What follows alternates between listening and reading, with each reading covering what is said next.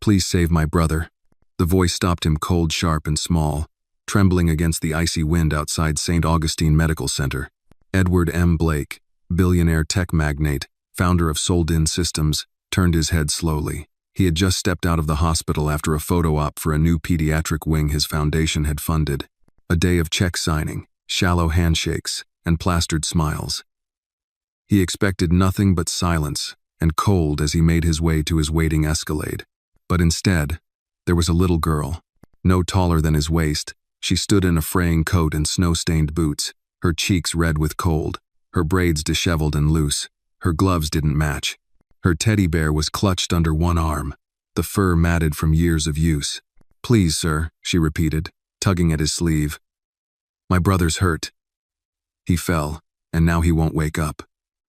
The nurses said we gotta wait, but nobody's coming. They say he needs a heart thing, but they won't help him fast." Edward blinked, confused. "My name's Anna," she said quickly. "I'm 6. My brother Tobias is 9. We came here 'cause he fell on the stairs. He's sick inside. They said he's got something bad with his heart." She sniffled, trying to stand straighter, to be braver. "I thought maybe you could help. You're rich, right? Rich people get things done faster." Edward stared at her, not sure whether to be insulted or moved. "Anna, I'm not a doctor," he said gently. "But you have money, don't you?" she said without blinking. "And people listen to money." Behind her, just inside the hospital lobby, someone shouted, "We need a nurse here now." Anna's eyes widened in panic. "That's him. That's Tobias." She turned and ran. Edward followed, his long strides closing the distance quickly. Inside, a boy lay on the tile floor near the nurse's station, his body limp, legs twisted beneath him. His lips were turning pale, his chest rose shallowly, his fingers twitching. 2 orderlies hovered near him, unsure what to do. A young nurse was on the phone, her voice tight with worry but offering no urgency to her tone. "Where is the crash team?" Edward barked. "He's a child, for God's sake." "We're waiting on a supervisor," the nurse replied, glancing at him but not moving from behind the counter. Edward's voice sharpened into steel. "You're waiting for what? An approval form? A golden ticket?" "He's unconscious on your floor." Anna was on her knees beside Tobias, patting his face gently. "Toby, wake up. Please wake up." A second nurse approached, this one older and clearly more experienced. But even she hesitated at the sight of Edward's furious expression. "Get a gurney," he ordered, his voice low, dangerous. "Right now, or I swear, I'll have this hospital's board in federal court before sunrise." There was a shift in the air, a hush, authority, real and earned, settled like gravity. Within seconds, Tobias was lifted onto a stretcher, oxygen brought to his lips, and a resident rushed over to assess. But Edward could see hesitation still lingered in their eyes, the kind that only shows up when the patient is poor. Or black. Or both. Anna gripped Tobias's hand the entire time, whispering softly to him as the staff wheeled him down the hall toward intensive care.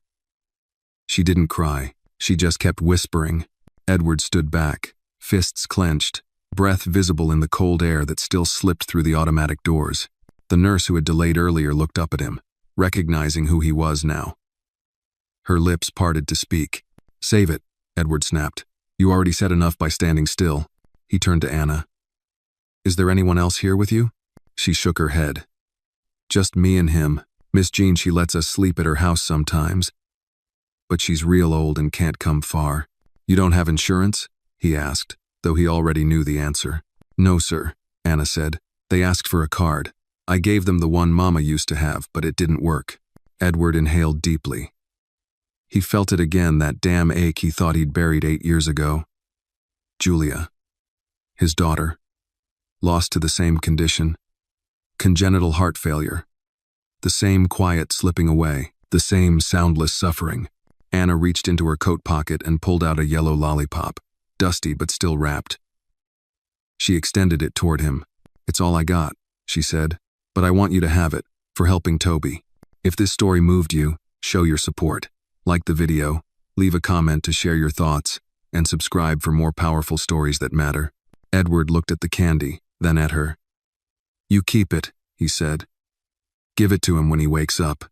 Anna smiled, tired, worn, but real. "I will." Edward didn't know why the lump in his throat was there, or why his hands trembled slightly as he tucked them back into his coat pockets. But something had changed. Not in the hospital. In him. And for the first time in years, the man who could buy anything realized there was one thing he hadn't purchased in a long, long time. A reason to care. The hallway outside the pediatric ICU smelled of antiseptic and unanswered prayers. Edward sat stiffly on the cold vinyl bench, staring at the closed double doors through which Tobias had disappeared minutes ago, minutes that already felt like hours. Anna sat beside him, her tiny frame hunched, feet swinging just above the floor. She clutched her teddy bear tightly, her fingers wrapped around its neck like she feared it would float away, but she wasn't crying. Edward glanced at her. No tears, just silence and stillness, like someone much older trapped in a 6-year-old's body. He had seen grief before, sudden, loud, messy. But this wasn't that. This was something heavier. Something that had settled into her bones a long time ago. "You don't have to be strong right now," Edward said quietly. She looked up at him, confused. "You can cry, Anna," he added. Anna shook her head slowly. "Crying doesn't help Tobias." There was no anger in her voice, no defiance, just fact. He turned away, throat tight. This child had more control than most adults he knew, and it was killing him inside. Across the hall, a nurse walked past and did a double take when she saw Edward. She leaned toward a colleague, whispering, "That's him, the tech guy. The billionaire." Anna heard it. She turned to Edward. "Are you really a billionaire?" Edward sighed. "I guess." Her brow furrowed. "So you could buy a lot of hearts if you wanted." He almost smiled, but it faltered. "Hearts aren't like iPhones. You can't buy them in bulk." Anna looked down, thoughtful. "Then why do people say rich people never die?" Edward blinked. "Who says that?" "Everybody," she replied. "They say if you have enough money, you get to live longer." He leaned back, folding his arms. "Money can buy doctors, it can buy hospitals, but it can't buy time, and it can't buy life." Anna didn't respond. She just sat, swinging her legs. Then, as if out of nowhere, she asked, "Did you ever lose someone?" Edward inhaled sharply. He considered lying, but the truth was already written across his face. "Yes," he said. "My daughter, Julia." Anna was quiet then. "Was she little like Tobias?" "She was 8. Anna nodded. "Did she have a teddy bear too?" Edward closed his eyes for a moment. "She had a stuffed rabbit. Its ears were always bent." "Did she die here?" Anna asked. Edward hesitated. "Number? In New York." "Oh." Anna leaned her head against the bench. "I bet they didn't make you wait." That hit harder than he expected. Before he could answer, the ICU doors swung open. A nurse stepped out, clipboard in hand, her face unreadable. Edward stood. "How is he?" The nurse glanced at Anna before speaking. "He's stable for now, but his heart function is deteriorating. We're preparing to transfer him to an external bypass. But we can't proceed further without a legal guardian's consent." I'll sign," Anna said quickly. The nurse blinked. "I'm sorry, sweetheart, but you're not old enough." "She's all he has," Edward cut in. "I understand, sir, but without next of kin or guardianship papers, we're limited in what procedures we can authorize." Edward's tone hardened. "So, let me guess, unless someone with insurance or a fancy lawyer shows up, you're just going to keep him sedated until it's too late?" The nurse flinched. "That's not fair." Neither is a child dying because of a technicality." There was a pause, a long one. "Is there anyone we can contact?" she asked finally. Anna shook her head. "Miss Jean, but she's real old. She can't come downtown." Edward pulled out his phone. "Get me your supervisor." "Sir, I'm not asking." The nurse hesitated, then walked briskly down the hall. Edward sat again. Anna was watching him closely. "Are you going to get mad at everyone who doesn't help us?" He paused. "I might." "No." Anna seemed to consider that. Then she whispered, "I'm glad." They sat in silence again. Finally, Edward turned to her. You hungry? She nodded, just once. He stood and offered a hand. Let's go find something edible in this building. Anna took his hand, her fingers tiny and cold. They walked together toward the hospital cafeteria, Edward's long strides slowing to match hers. In the elevator, she looked up at him. Do billionaires eat in cafeterias? Only when they're with people who matter, he replied. She looked down and smiled, a little. Inside the cafeteria, the place was half empty. The bright lights buzzed overhead. Edward led her to the hot food counter. It was slim pickings, chicken tenders, mashed potatoes, green beans. Anna looked at the food, unimpressed. You ever had homemade mac and cheese? She asked. He nodded. I make it myself. 4 cheeses. Anna looked up at him like he'd just claimed to fly jets. You cook? I used to, not so much anymore. She wrinkled her nose. That's sad. Yeah, he said. It is. They took their trays and found a quiet table near the window. The city glowed beyond the glass, a smear of gold and blue lights against the blackness. Anna ate quietly.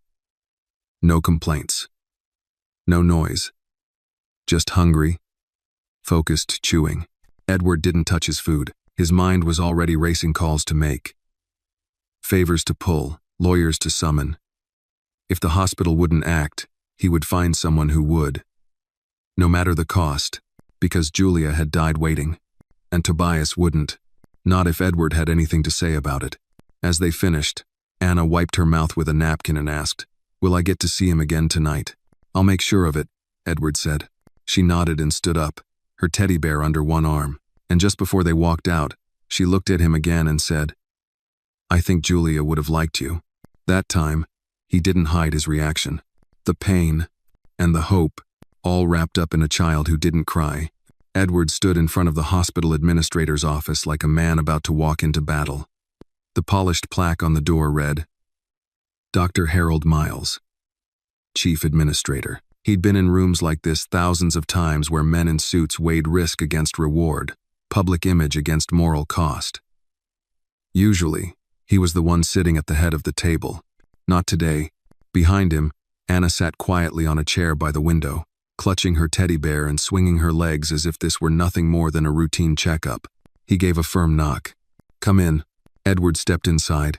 The office was warm and overly neat, with thick rugs, dark leather chairs, and a wall of framed diplomas that screamed prestige. Doctor, Miles looked up from behind his desk, half surprised, half curious. Mr. Blake, he said, standing. I wasn't expecting. You're about to explain to me why a 9-year-old boy is lying in your ICU without consent for life-saving treatment, Edward interrupted. His tone was calm, but the steel was unmistakable.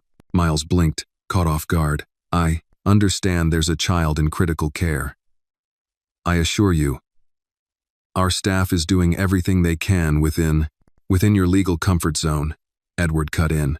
Miles raised his hand slightly. It's not about comfort. It's about liability. Without a legal guardian or emergency placement documentation, our hands are tied. We can administer temporary stabilization, but nothing invasive or long-term. And if he dies in the meantime, Edward asked, do you frame the death certificate with the rest of those diplomas? Miles sighed.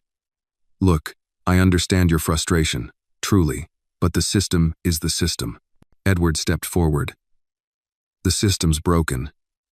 And when a man with my kind of reach says that out loud in front of a microphone, people start listening. Now Miles stiffened. Are you threatening me? I'm promising you, Edward said. That boy could be dead in a day. His sister has no one.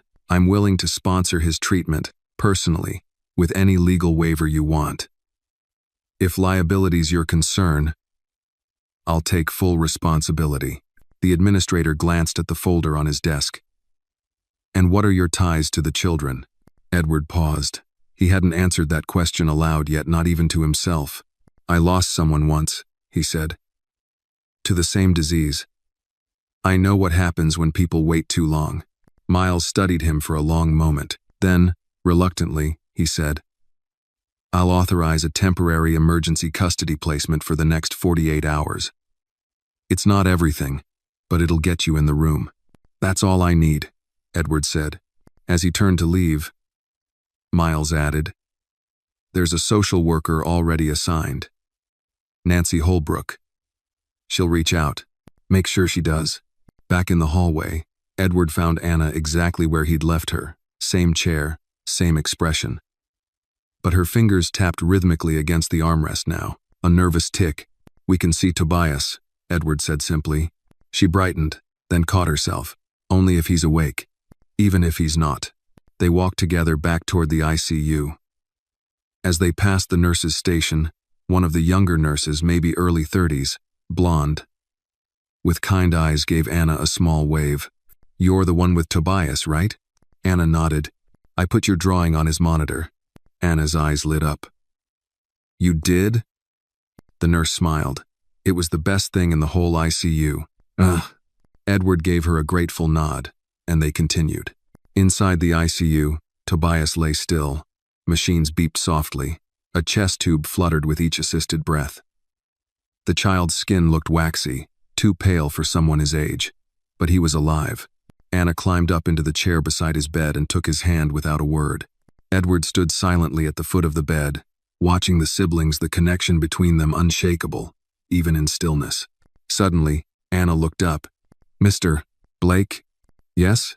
Can people lose their names?" He tilted his head. "What do you mean?"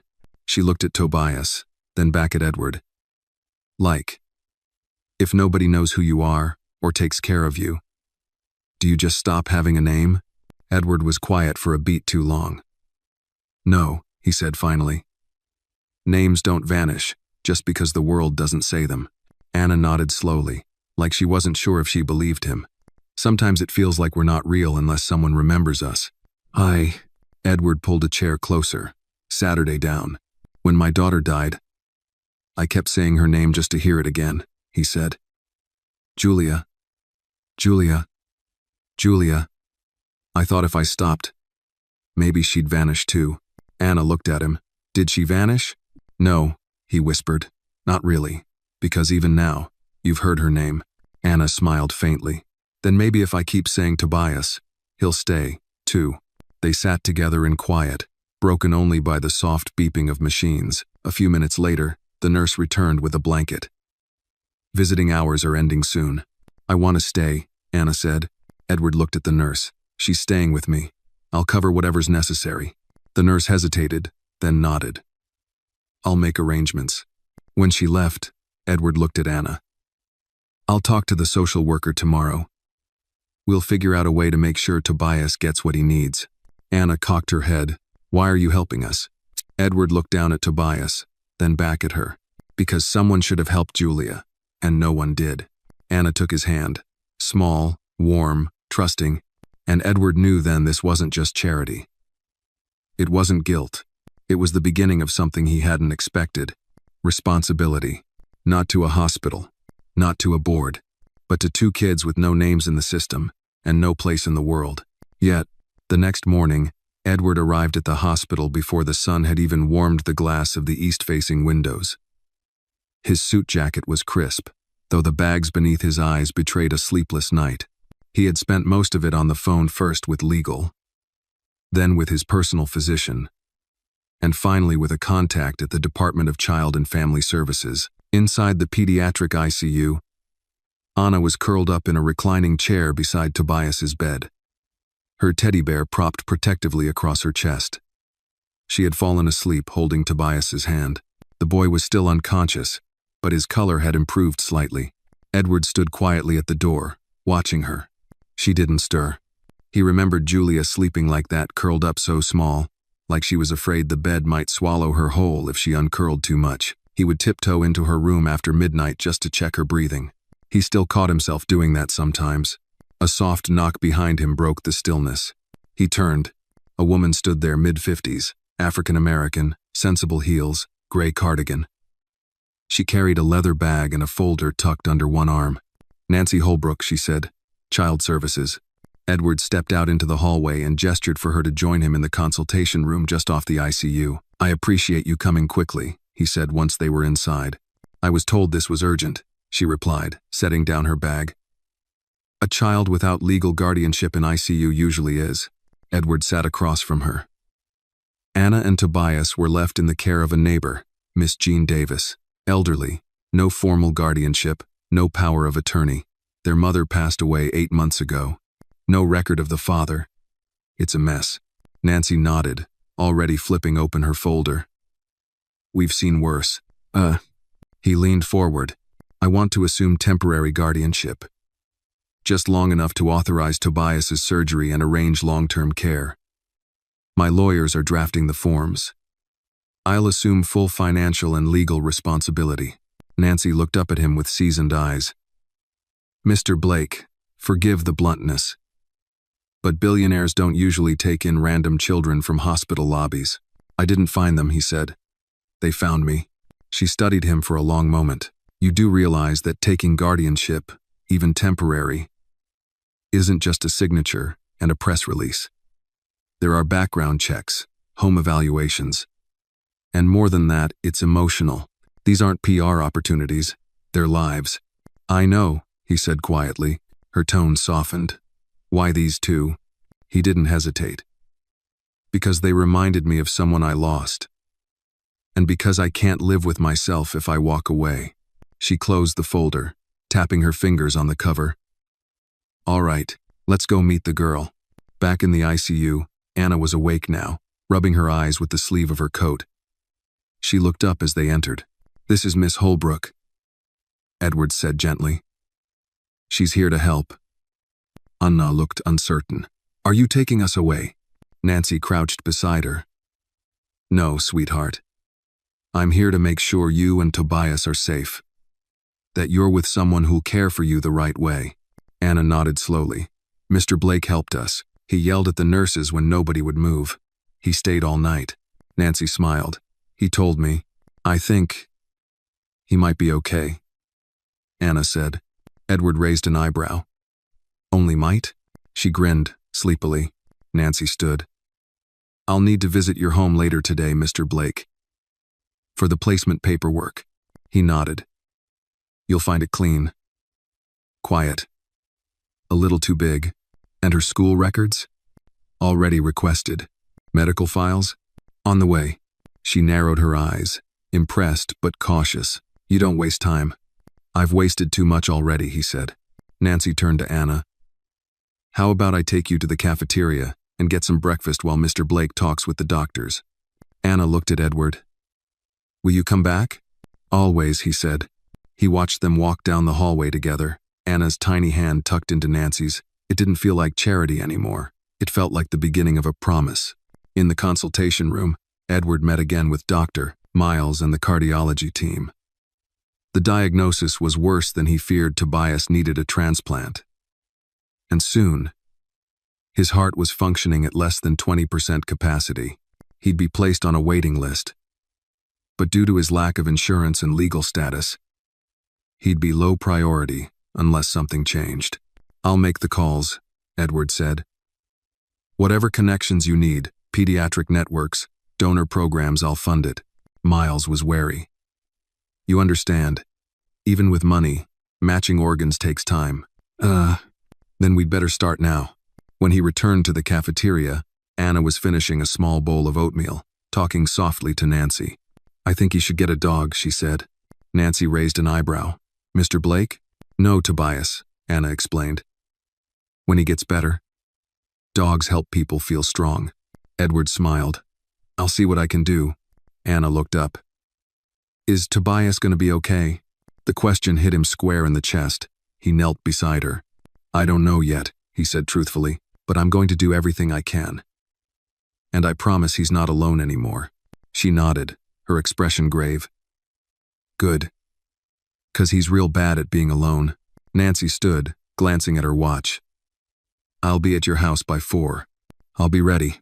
As they left the hospital, Edward paused in the lobby and looked back. For the first time in a very long time, he felt something return to his chest, not pride, not power, but purpose.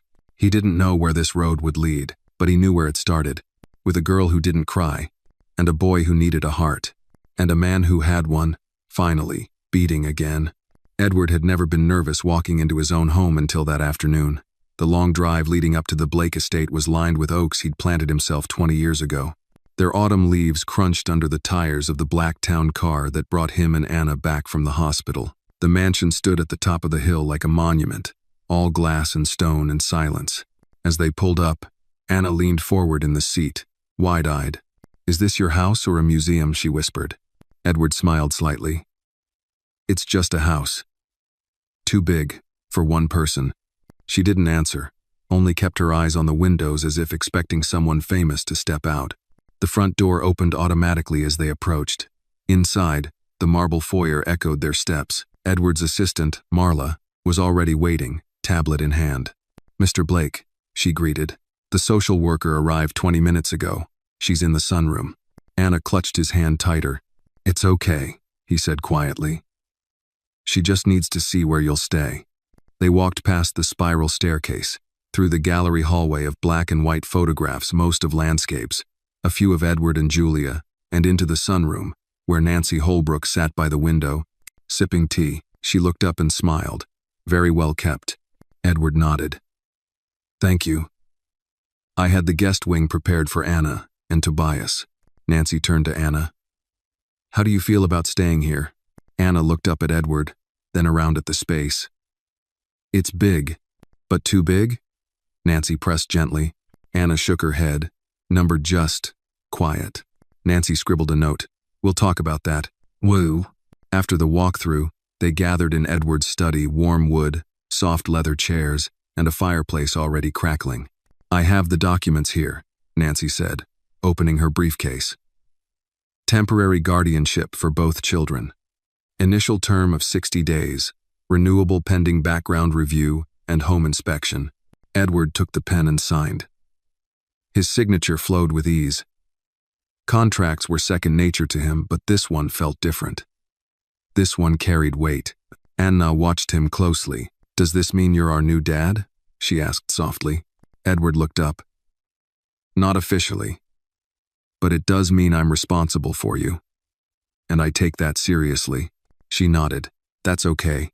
I don't need another dad. I just need someone who won't leave." Nancy glanced between them but said nothing. When she left an hour later, the sun had dipped low in the sky, casting long amber rays across the stone floors. "Come on," Edward said, offering Anna his hand. "Let me show you your room." He led her down a quiet hallway to a guest suite, converted now with a child's bed, soft blankets, a small bookshelf, and a window seat with cushions. Anna stepped inside slowly, running her hand along the windowsill. "Is this all for me?" "Yes," Edward said. "You can put your things wherever you like." "I don't have things," she said plainly. "Just this." She held up the teddy bear. He nodded. "Then we'll get you more. But only if you pick them." "No." She sat on the edge of the bed and looked around again. "It smells like lemon." "That's Marla," he said. "She's obsessed with cleaning spray." Anna giggled a little, then went quiet. "Is it okay if I don't sleep alone?" Edward hesitated. "You want me to stay?" "No," she said. "Just, maybe leave the door open, in case Tobias wakes up and calls." "I'll leave it wide open." That night, Edward sat in his home office, phone to his ear. "No, Steve, I don't care how full the donor list is. You call every pediatric transplant coordinator in the country," he said, voice low but firm. "I'll pay for the flight, the procedure, the follow-up care, whatever it takes." He ended the call and leaned back, rubbing his eyes. He hadn't fought for anything like this in years. Not since Julia. A soft knock interrupted his thoughts. Anna stood in the doorway, her bear under one arm. "I couldn't sleep." He pushed the laptop aside. "Want some warm milk?" She nodded. In the kitchen, she sat at the granite island, while he heated milk on the stove, something he hadn't done since Julia was little. He handed her the mug carefully. "Did your daughter like warm milk too?" Anna asked. "She did," he said, "with a bit of honey." "This has honey," Anna said after a sip. "You remember good." He smiled. "I try." She looked up at him. "I think maybe you were meant to find us." "Why do you say that?" "Because nobody else did." Later, after tucking her back into bed and promising once more to keep the door open, Edward stood in the hallway, watching her drift to sleep. It was still new, still fragile, but something had shifted, not just in his home. In his soul, the man who had once built firewalls and data centers now found himself guarding something far more precious. 2 children who had every reason to disappear in a system that forgot names. But not this time. Not under his watch. The following morning, the house awoke in silence, as it usually did. But now, there were small footsteps padding down the hallway. The sound of cautious exploration and wonder. Edward was already awake, seated at the kitchen table with black coffee in hand and a tablet lit up in front of him, reading over Tobias's latest vitals sent by the hospital. Anna appeared at the doorway, wearing one of Marla's oversized sweatshirts that nearly reached her knees. Her braids were a little crooked from sleep, and her teddy bear was clutched under one arm as usual. "Morning," Edward said gently. "Is he okay?" she asked without preamble. Edward glanced at the screen and then back at her. "Stable. That's good for now." She slid into the chair across from him. "Stable sounds like not better. It means he's holding on," he replied. "And we're closer to getting him the surgery he needs. I've got a team working on it." "Oh, is your team like the Avengers?" she asked, eyes serious. Edward smiled. "Not quite as exciting. Mostly lawyers and doctors, but they fight in their own way." She nodded, seemingly satisfied with that answer. Marla entered quietly and set a plate of scrambled eggs and toast in front of Anna, who mumbled a polite thank you before digging in. "Miss Holbrook called this morning," Marla said to Edward. "She's setting up the next steps for a long-term placement evaluation. Said she was impressed with the initial visit." Edward simply nodded, his eyes distant. He hadn't been able to shake the image of Tobias so still, so small beneath the tangle of tubes and monitors. He looked too much like Julia at the end. That thought haunted him more than he cared to admit. After breakfast, Edward offered Anna a coat. "Want to go see him?" She lit up instantly. "Can I? We'll take my car. Bring the bear." On the way to the hospital." Anna watched the city roll past with quiet intensity, noting every mural, every person on the sidewalk. "Do people get better faster if someone visits them?" she asked. "I think so," Edward said. "At least their hearts do." When they arrived at the hospital, they were greeted by Dr. Morales, the lead cardiologist on Tobias's case. She was petite, sharp-eyed, and carried herself with the kind of quiet authority that didn't ask for respect, it assumed it. "Mr. Blake." "Anna, I'm glad you came," she said.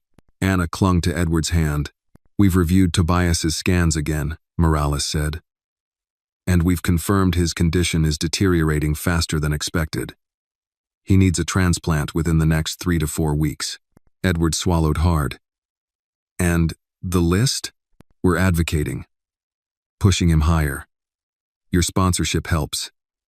And I've already contacted 2 hospitals across state lines. There's a possible match in Atlanta, but it's a long shot. The child's family hasn't withdrawn life support yet." Anna frowned, not fully understanding. Dr. Morales crouched to her level. "We're doing everything we can for your brother, sweetheart. He's very strong." Anna nodded. "He's always been strong. But sometimes even strong people need help." Morales smiled. "Yes, they do."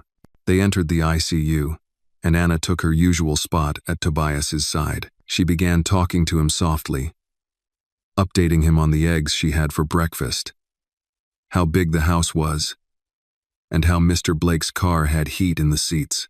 Edward stood quietly at the window, arms crossed, a lump building in his throat.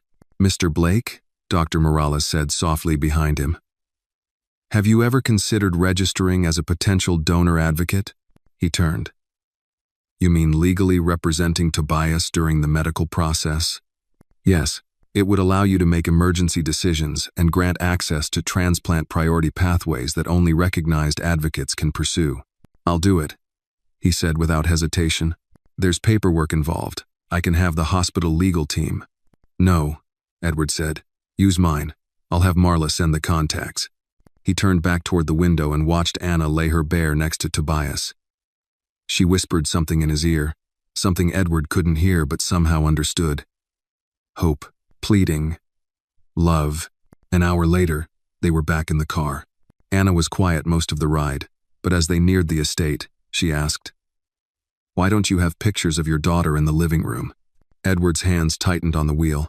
Julia died a long time ago, he said softly. And for a while, I couldn't look at her face. It hurt too much. Anna looked down at her lap. I think you should put them back up. He glanced at her. Why? Because people only disappear when no one talks about them. That's what you told me. His chest ached at her words. When they returned home, Edward went to the attic for the first time in years. The air was dusty. Still, in the far corner, beneath a white sheet, sat a box labeled Julia. He carried it downstairs like it was made of glass. In the study, he opened it. Inside were photos, drawings, old notebooks, a ballet slipper, and a handmade birthday card that read, "To the best dad who ever lived," in wobbly pink crayon. He sat on the floor with Anna beside him, and for the first time in a long time, he told her about Julia, how she loved dancing, how she always hummed when brushing her teeth, how she asked for pancakes shaped like animals every Saturday. Anna laughed. Tobias likes them shaped like dinosaurs. They spent the rest of the evening rearranging the mantel in the living room. Edward placed a photo of Julia front and center. She's really pretty, Anna said. You look like her. Other way around, Edward replied with a smile. That night, after Anna had gone to bed, Edward stood alone in the quiet living room, staring at his daughter's face. You'd like her, he whispered. She's got your bravery. And somewhere deep inside, something healed just a little. Enough to keep going. Enough to believe Tobias might still have a chance. The next morning broke under a pale gray sky. It had rained during the night, leaving the city soaked and glistening, like everything had been briefly washed clean. But Edward knew better. Some stains didn't rinse off with rain. He stood in his home office, dressed not in his usual tailored suit, but in a simple button-down and jeans. On his desk lay a list of hospitals, transplant networks, and a file that had just arrived from Nancy Holbrook Tobias and Anna's full child services case history. He opened the file and scanned quickly, stopping at the photo stapled to the first page. It was Tobias, younger, smiling with a chipped tooth and eyes bright with mischief. Anna sat beside him in the photo, half smiling, her hand gripping his sleeve. There were notes scrawled along the margins, words like neglect, unstable housing, maternal overdose, no legal father listed. Edward exhaled slowly. The system had failed them long before he met them. He heard footsteps in the hallway and turned just in time to see Anna peeking in. Can I come in? She asked. Always, he said, motioning her inside. She climbed onto the small couch against the wall and pulled her legs up under her. I heard you talking on the phone last night. He paused. Did I wake you? She shook her head. I couldn't sleep anyway. What did you hear? You said something about priority status and ethics committee. She bit her lip. Is Tobias running out of time? Edward sat across from her. We're working on it. It's complicated, but we're not giving up. She nodded, then asked the question that had clearly been forming in her mind all morning. Why do people like us get moved to the bottom of the list? Edward leaned back, choosing his words carefully. Because the system's not fair. It's supposed to be, but sometimes it favors people who have insurance, families, resources. Like you. A hesitated. Yes, like me. Anna looked out the window. So if Tobias had gotten sick before we met you, would he just die? Edward looked down at his hands. He might have. Her face hardened. That's not right. No, he agreed. It's not. Just then, Marla appeared at the door. Mr. Blake. Miss Holbrook is on the phone. She says it's urgent. Edward stood. Stay here, Anna. I'll be right back. He took the call in the hallway. Talk to me, Nancy, he said. There's an issue, she said without preamble. An anonymous complaint came in this morning questioning your intentions, suggesting that your guardianship of the children might be a publicity move. Edward's jaw clenched. Anonymous? They cited your past political affiliations, your business rivalries, and that viral video from the hospital lobby last week. Apparently, someone's trying to frame this as you manipulating public sympathy for personal gain. Edward rubbed his temple. Let me guess. Now the placement is under review. Technically, yes, but I've pushed back. There's going to be a formal evaluation hearing next week. I want names. It's anonymous. But my guess? Someone with reach. Possibly someone who'd benefit from your name being tied to a scandal. Or someone who doesn't want Tobias to get that transplant. There was silence on the line. Mr. Blake, Nancy said carefully. You've stirred waters that were still for a reason. But if you're serious about seeing this through, you'll need to be ready for what comes next. I've already buried one child, Nancy, he said. I won't do it again. He ended the call and stood there for a long moment. War was coming, not in the courtroom, not on the news, but in the quiet corners where influence moved faster than truth. Back in the study, Anna was flipping through a photo album she'd pulled from the bookshelf. She looked up when he returned. Was that about Tobias? Yes, he said, but it's nothing for you to worry about. You look mad. I'm not mad, he said. I'm focused. She nodded slowly. When grown-ups say that, it means they're mad at someone they can't punch. He let out a breath that was almost a laugh. Something like that. They spent the afternoon painting. Edward had discovered a small studio room he hadn't entered in years, Julia's old art space. The easel still stood in the corner, and boxes of unused supplies lined the shelves. Anna dipped her brush into blue paint and began painting the outline of a heart with wings. For Tobias, she said. Edward painted beside her, his strokes less sure, but steady. It was the first time in years he'd put brush to canvas. He wasn't painting for beauty, he was painting for peace. Afterward, as she cleaned up, Anna said, I think you're starting to smile more. He looked at her. Am I? She nodded. Your eyes don't look so lonely. That night, after she went to bed, Edward made a final call to a man named Grayson Holt, a transplant coordinator at a private clinic in Atlanta. I hear there's a heart possibly becoming available, Edward said. A match for a 9-year-old boy named Tobias. I want his name on the list, not at the bottom, at the top. You're not the legal guardian yet, Grayson replied. I have temporary custody and full financial coverage. And if that's not enough, I'll buy the damn wing of your hospital. Grayson was quiet. You're serious, he said finally. Deadly. I'll make the call, Grayson said. But you need to understand, if anyone finds out you pushed your way into this, it could blow up. People don't like the rich bending the rules. Edward stared out the window at the moon hanging low over the trees. I'm not bending the rules, he said. I'm breaking the ones that were never fair.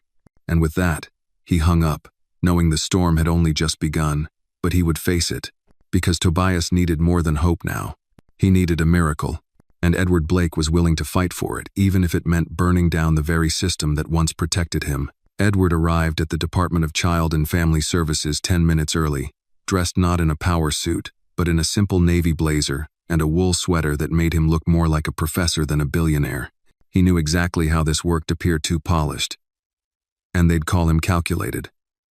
Appear too casual, and they'd call him indifferent. Appear real, and maybe, just maybe, they'd listen.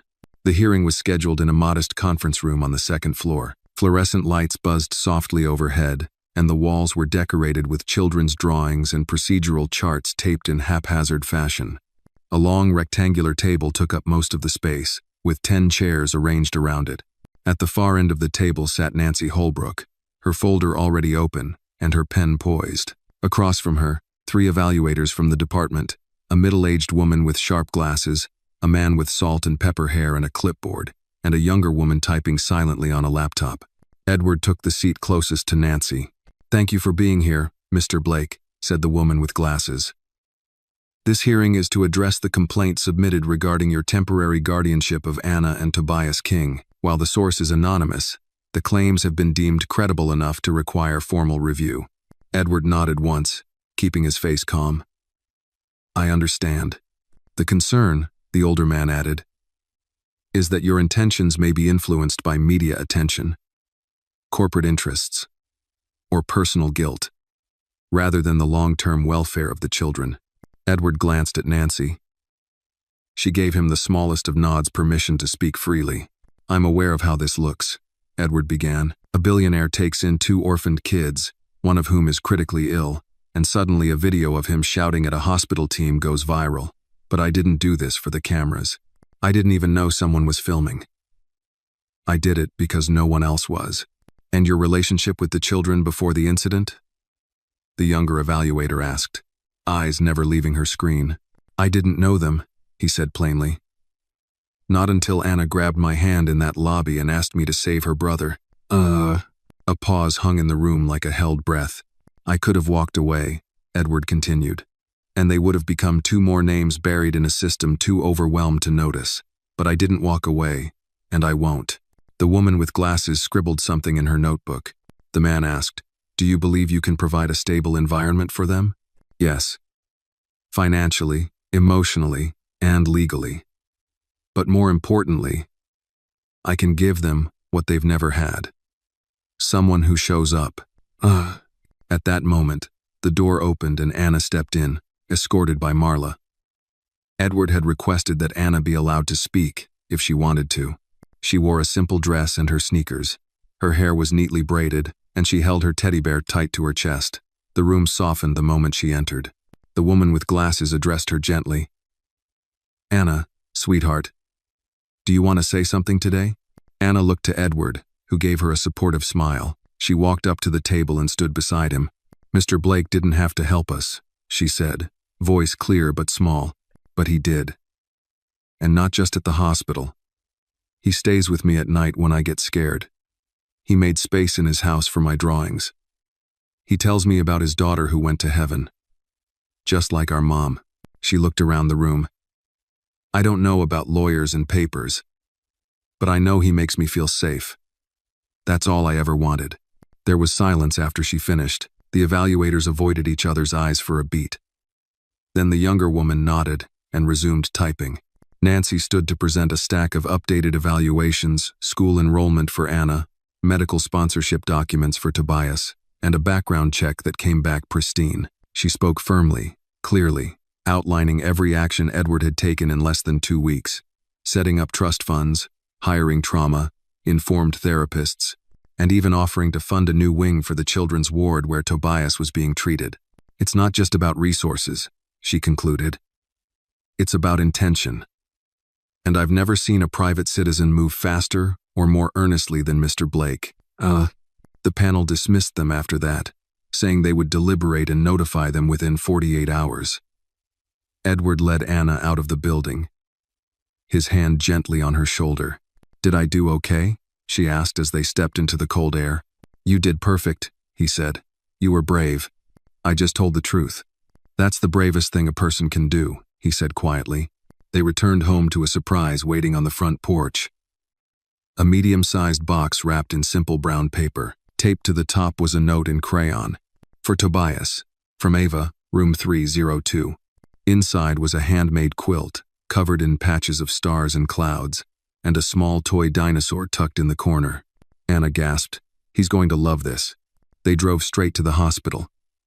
Tobias was still unconscious, but his heart monitor showed more stable readings. Anna carefully placed the quilt over him and tucked the dinosaur next to his side. You got fans now, she whispered to him. You're famous. Edward stepped out into the hallway to take a call. It was Grayson Holt from the Atlanta clinic. I have news, Grayson said. The donor child passed this morning. The parents agreed to donate. Blood type matches Tobias. It's not perfect, but it's close enough. If you move fast, Edward's heart pounded. How soon? Tonight. But the hospital board is pushing back. They don't like how public this has become. Edward's voice dropped an octave. I don't care what they like. Get me the papers. I'll sign whatever's necessary. And the surgeon? Edward paused. I'll fly him myself if I have to. Grayson exhaled. Okay, I'll make it happen. But Edward, if this goes south, it'll be your name in the headlines. I'm not worried about headlines, Edward said. I'm worried about a little boy who hasn't had a fair shot since the day he was born. He ended the call and turned to look through the ICU glass at Tobias, so still, yet surrounded by the warmth of people who finally saw him. The hearing was over. The battle was not. But tonight might be the first real chance to win. The sky had darkened into a steel-gray canopy by the time Edward returned to the hospital. A storm was brewing outside, wind whistling low between the buildings, like nature itself was holding its breath. He strode through the automatic doors of the pediatric wing, the weight of urgency hanging heavy in every step. Inside Tobias's room, The machines beeped their slow, steady rhythm. The new quilt lay neatly over the boy's frail body, and the small dinosaur plush sat guard at his side. Anna sat cross-legged in the chair, whispering a story to her brother. She looked up as Edward entered. "Did they find a heart?" she asked immediately. Edward crouched beside her, meeting her eyes. "Yes, a donor match came through." Anna's mouth parted slightly. She blinked once, then clutched her bear tighter. "So, he can get better? We're going to do everything we can," Edward said. "But it has to happen tonight." Anna looked at her brother, then back to Edward. "Promise me." He nodded. "I promise." He stood and stepped into the hallway, where Dr. Morales was waiting with her arms crossed and a tight expression. "You know we're on borrowed time," she said. "I spoke with Grayson. The heart is viable. What's the issue now?" Morales glanced down the hall.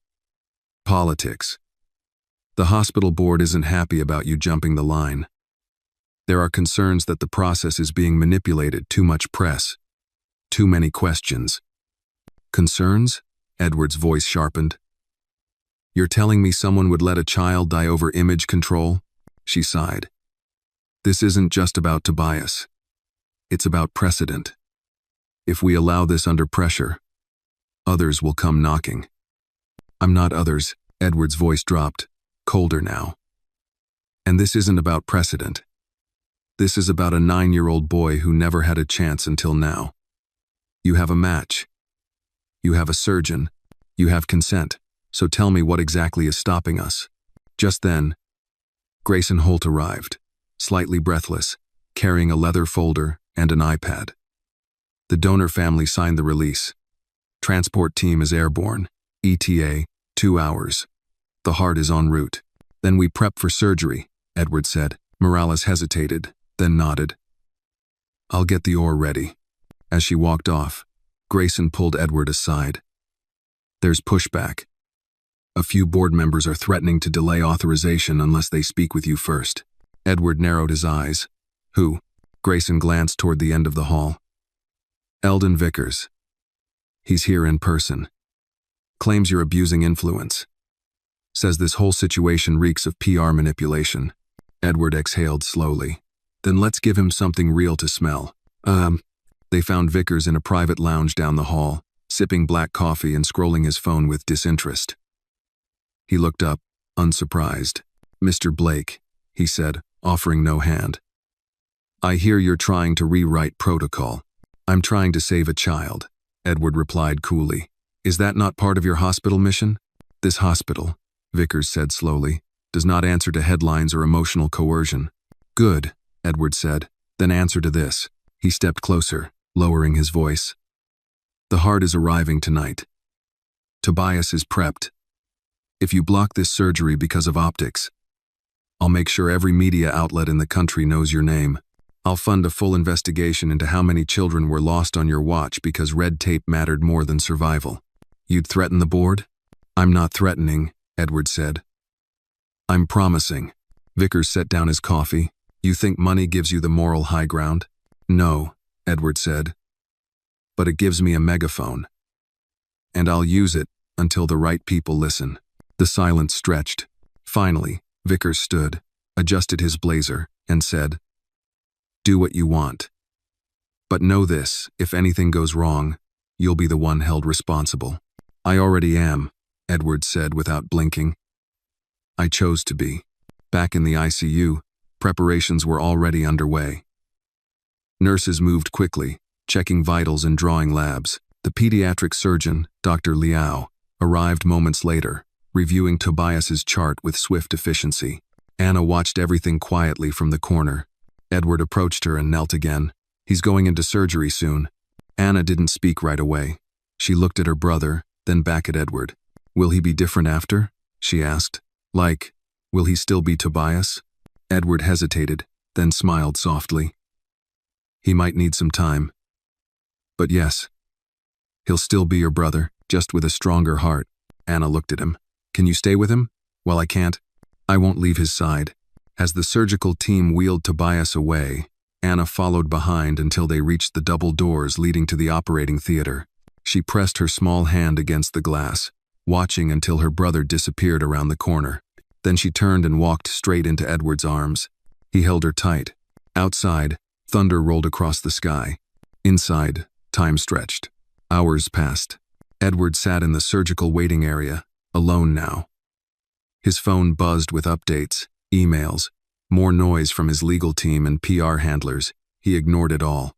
His world had narrowed to the hands of one surgeon and the strength of one little boy. At 2:14 a.m., Dr. Liao entered the room, mask pulled down, eyes tired but alert. Edward stood immediately. "Well, the transplant was successful," she said. "Tobias's vitals are strong. No signs of rejection so far. He's in recovery now, but stable." Edward exhaled for what felt like the first time in hours. "Thank you," he said, voice cracking. "He'll need monitoring, of course," she added. "And immunosuppressants. But right now, things look promising." Edward nodded. Later, when Anna was allowed to see her brother again, she stood beside the hospital bed, clutching his hand. "You did it," she whispered. "You fought." Edward watched from the doorway. He didn't step in. He didn't need to. This wasn't his moment. It was theirs.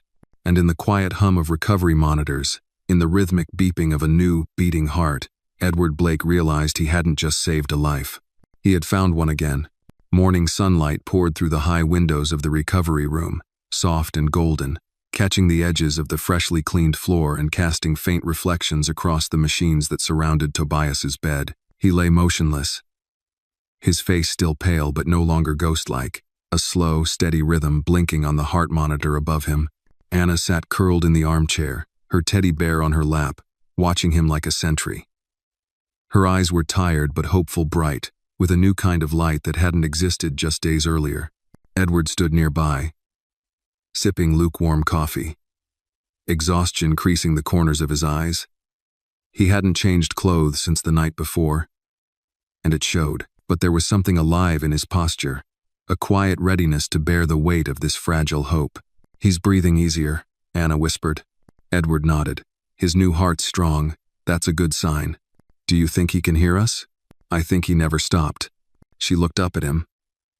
"I want to be here when he wakes up." "You will," Edward promised. Dr. Morales entered, flipping through Tobias's chart. Her eyes flicked over the readouts, and her posture eased visibly. "The graft is holding. No signs of infection. His vitals are holding better than we expected. He's not out of the woods, but he's walking toward the edge." Edward allowed himself a small smile. "I've arranged for him to stay in the private recovery suite for now," Morales continued. "Limited visitors, less noise." The board didn't like it, but I told them I'd resign if they didn't back off. Edward raised a brow. "You threatened to resign?" Morales gave a dry smile. "Let's call it a confident suggestion." Later that day, Edward and Anna returned home to rest. The house felt different now, not just quieter, but fuller somehow, as if Tobias's presence lingered between the walls even while his body remained in recovery. Edward moved through the halls like a man returning from war battle-worn, changed, but standing. He sat down at the grand piano in the front room, one he hadn't touched in years. Slowly, tentatively, he pressed a single key, then another. The sound filled the house uneven, rusty, but undeniably alive. Anna appeared in the doorway, holding a piece of paper in one hand and a pair of scissors in the other. "Can we make a welcome home sign?" she asked. He turned toward her, his hands still resting on the keys. "I think that's a great idea." Together, they gathered supplies. Construction paper, markers, glitter glue leftovers from an old storage closet Marla had unearthed. Edward had never written anything in glitter before. It took 3 tries to spell Tobias without smudging the I. Anna giggled every time he made a mistake. They hung the sign above the fireplace, lopsided but perfect. That evening, while Anna dozed off on the couch wrapped in a soft blanket, Edward sat in the study going through his emails. Most were from well-wishers. A few from reporters, one from an old rival, congratulating him with unsettling friendliness. But one message stood out. Subject: urgent inquiry, guardianship challenge filed.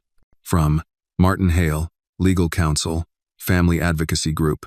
Edward opened it and read, his eyes narrowing with each line. A formal challenge had been submitted to the court, questioning his right to retain custody of Anna and Tobias. The claim, that Edward had acted unethically by leveraging his wealth and influence to expedite Tobias's transplant, thereby bypassing children who had waited longer. There was more. The challenger was not anonymous this time. A woman named Charlene Parks, Tobias and Anna's estranged aunt. Edward leaned back in his chair. He remembered the name from the files. Charlene had been estranged from their mother for nearly a decade. Had refused guardianship twice before. No financial stability. No prior interest. But now that the media had picked up the story, now that Edward Blake's name was synonymous with miracle, she wanted in. He forwarded the email to Nancy Holbrook and followed up with a call. She's challenging on what grounds? Nancy asked, already irritated. Alleged abuse of system protocol, Edward replied. And blood relation, Nancy exhaled sharply. The judge might entertain it, especially if she's appearing as next of kin. She's doing this for publicity, Edward said, or worse, for compensation. Probably both, but we'll handle it. We'll file a counter motion. You've done everything by the book, Edward. You've provided shelter, education, medical advocacy. And most of all, you've shown up. That matters. Will it matter to a judge? He asked. Nancy didn't answer right away. We'll make sure it does. The following morning, Edward drove Anna to the hospital alone. She was unusually quiet in the back seat. Something wrong? He asked gently. I had a dream, she said. That someone came and took Tobias away. That I couldn't stop them. Edward's hands tightened on the steering wheel. No one's taking your brother, he said. Not while I'm breathing. She nodded, but the tension in her small shoulders didn't ease. At the hospital, Tobias stirred for the first time. His eyes fluttered open slowly, blinking against the light. Anna was there immediately, her hand in his. Toby? She whispered. He looked at her, unfocused but alive. Bear, he murmured weakly. Where's Bear? She pressed the teddy bear into his arms, tears rolling down her cheeks. Right here. Always right here. Edward stood at the foot of the bed, silent, humbled by the simple miracle of breath returning to a child who had been so close to gone. For a brief moment, all the threats faded. It was just life fragile, sacred, beginning again. But as he left the hospital room that afternoon and stepped out into the corridor, his phone buzzed again. Cour d'assiette, custody hearing, 2 weeks. Edward stared at the screen, jaw clenched. The war wasn't over. It had only changed battlegrounds. But this time, he wasn't just fighting to save a life. He was fighting to keep it. 2 weeks was not much time to prepare for a custody battle, but Edward had never been one to let a ticking clock dictate the outcome of a war. The moment the court date was confirmed, his house transformed into a command center. Legal documents sprawled across his study table. Marla coordinated logistics. Nancy Holbrook had moved her laptop into the dining room and worked there from sunrise to late evening, her coffee never far from reach. Edward barely slept. The thought of losing Anna and Tobias now after everything lit a fire in him deeper than any corporate takeover ever had. The media had caught wind of the challenge. Headlines swirled. Billionaire's guardianship under threat. Blood versus bonds. The fight for 2 orphans. And the more insidious, is Edward Blake playing hero or puppet master? News vans began lurking outside the gates. Anonymous online forums filled with speculation. Some accused him of manipulating the narrative for attention. Others defended him, citing Tobias's miraculous recovery. But none of them knew the truth, the long, sleepless nights, Anna's quiet fear, Tobias's weakening grip on life until that very heart arrived. I should talk to the press, Edward said one night as he stood by the fireplace, staring at the flames like they held answers. Nancy shook her head from the sofa behind him. Let them speculate. If you respond, it becomes a show. Keep it in the courtroom, where facts still matter. Facts don't win hearts, he said. No, she agreed, but they win judges. Anna entered the room, dragging her blanket behind her, rubbing her eyes. I can't sleep, she whispered. Edward knelt and opened his arms. She walked into them without hesitation. I'm scared, she said. I know. he replied, wrapping her tight. But I won't let anyone take you. Not ever. You promise? With everything I am. The next morning, the doorbell rang. Marla answered. But the voice that followed made Edward freeze in the kitchen. Charlene Parks to see Mr. Blake. He walked to the foyer, jaw tight. She stood there mid-50s, stylish in a muted leopard print coat and gold earrings. Her hair was done too neatly for a casual visit, and her smile was thin and cold. You have a lot of nerve coming here, Edward said. I came to talk, she replied, stepping inside uninvited. Woman to man, you're not family to those kids. You had a chance, twice. You declined both times. That was before all the cameras and headlines, Edward shot back. Charlene narrowed her eyes. You think I want them for fame? Honey, I've got grandkids older than that girl. I'm not here for show. I'm here because they're blood. Blood didn't save Tobias's life. That's not fair. Neither is swooping in after someone else did the hard work, Edward said. You think signing a paper makes you a parent? Try holding a dying child's hand and telling them not to let go. Charlene's expression hardened. You think money can make up for what they lost? No, Edward said, but love can, and I've given them that every single day since I met them. She crossed her arms. We'll let the court decide. He stepped closer. They won't just decide who has a legal right. They'll decide who earned it. Charlene left in silence, but her presence lingered like the aftertaste of something sour. Later that day, Nancy reviewed the psychological evaluations with Edward. The court appointed a neutral child therapist to observe Anna. She said, We'll receive the report next week, just in time for the hearing. It's critical. She's going to ask Anna who she wants to live with, isn't she? He asked. Most likely. He sighed. That's a terrible position to put a child in. Nancy nodded. It is, but it could be what saves your case. Meanwhile, Anna had started painting again. Edward had set up a space in the sunroom with canvases and paintbrushes, and each afternoon she'd lose herself in colors. One evening, Edward walked in to find her finishing a large painting. It was a portrait of their family, not blood, but bond. Tobias lying in bed, holding the bear. Anna beside him, smiling, and Edward behind them both, arms outstretched like a guardian angel. He couldn't speak. I'll bring this to court, she said simply, so they know. The night before the hearing, a storm rolled in. Thunder cracked across the sky, and rain lashed against the windows. Edward stood by the window of his study, staring into the dark. Why now? He asked aloud. Why? When we just started healing, Marla came in with a cup of tea. Because when people see light, they always try to claim it. He looked at her. Do you think I'll lose? She shook her head. Not if that judge has a heart. In the guest room, Anna had crawled into bed with Tobias, who was now strong enough to stay at home under 24-hour medical supervision. She whispered stories to him, just like she had in the ICU. And he drifted to sleep with a smile. The following morning, the courthouse loomed tall and gray beneath the clouds. Edward wore a simple navy suit, the same one from the hospital hearing. Anna walked beside him, holding his hand tightly. Nancy met them on the steps, binder in hand, hair pulled back with militant precision. You ready?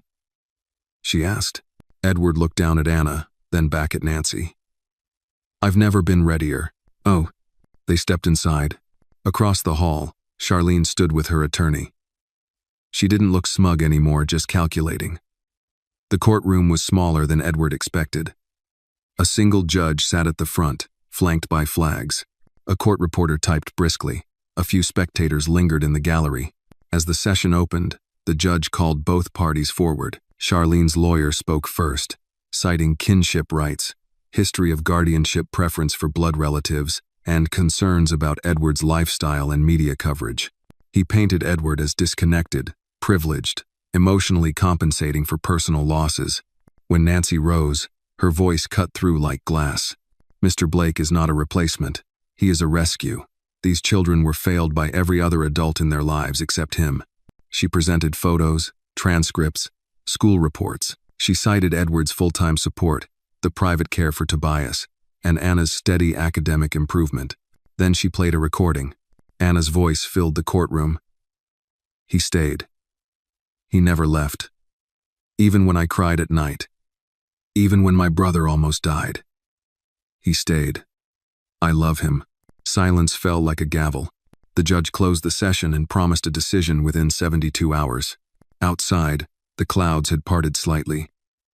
A sliver of light broke through. Anna stood on the courthouse steps, hand in Edward's, and said, "We already won." He looked down. "How so?" "Because I'm not scared anymore." And for the first time in weeks, Edward allowed himself to believe that maybe, just maybe, hope had finally taken root. The next 72 hours moved like syrup. Every minute crawled. Every hour hung in the air like a verdict waiting to fall. Edward tried to keep the house quiet and calm, but beneath the surface, everything was taut with anticipation. Even Marla, usually a fortress of composure, seemed restless cleaning the same counter 3 times, forgetting her tea on the burner. Anna picked up on it too. She didn't ask about the hearing, but she stopped painting, stopped reading aloud to Tobias, and started following Edward more closely, watching his face, as if it held a secret. Tobias, still recovering but alert, asked Edward on the second night, "Did I do something wrong?" Edward blinked. "Why would you think that?" "Because everyone's so quiet." Edward knelt beside his bed. "No, buddy. You didn't do anything wrong. We're just waiting on a grown-up decision. One that has nothing to do with you being good or bad." Tobias's lip trembled. "I don't want to go somewhere else. I like it here. I'm going to do everything I can to make sure you stay," Edward said, placing a hand gently over Tobias's. "No matter what." That night, Anna crept into Edward's room. "I can't sleep," she said, standing in the doorway with her blanket draped over her shoulders like a cape. Edward patted the chair beside the bed. She climbed in and sat cross-legged, silent for a while. "Do you think the judge liked my painting?" she asked. "I think the judge saw more than a painting. I think he saw the truth." Anna nodded, chewing on her lip. "And if he doesn't?" Edward exhaled. "Then we find another way. But no matter what, I won't leave you. That's a promise I'll never break." She leaned against his arm and whispered, "You're the first promise someone's kept." At precisely 9:17 a.m. on the third day, Nancy Holbrook called. Edward picked up before the first ring ended. "The ruling just came through," she said, voice clipped with emotion. He braced himself. "You've been granted full legal guardianship of both children. Permanent custody." For a second, he didn't respond. The world went still. "Then, say that again?" "You won," Nancy said, her voice softening. "Congratulations, Edward. It's over. You brought them home, and now the law sees what they already knew. You are their family." He closed his eyes and let out a shaky breath. "Thank you, Nancy." "Don't thank me," she said. "You earned this."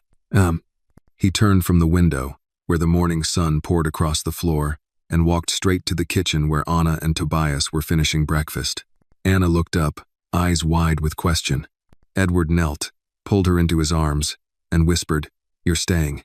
You're mine. Forever." She didn't say anything, just clung to him with such fierce relief that tears welled in his eyes. Tobias, slower to understand, asked from the table, "We're not leaving?" Edward reached out and pulled him in too. "You're home, son. You're staying home."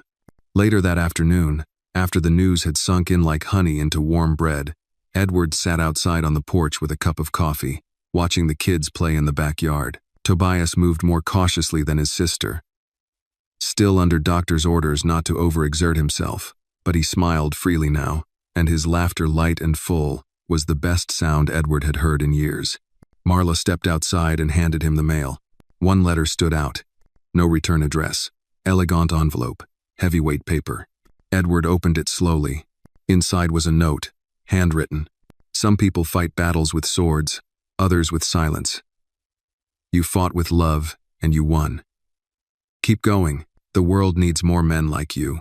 Julia's teacher, Miss Carmichael." Edward hadn't seen her since Julia's funeral. She must have read the news.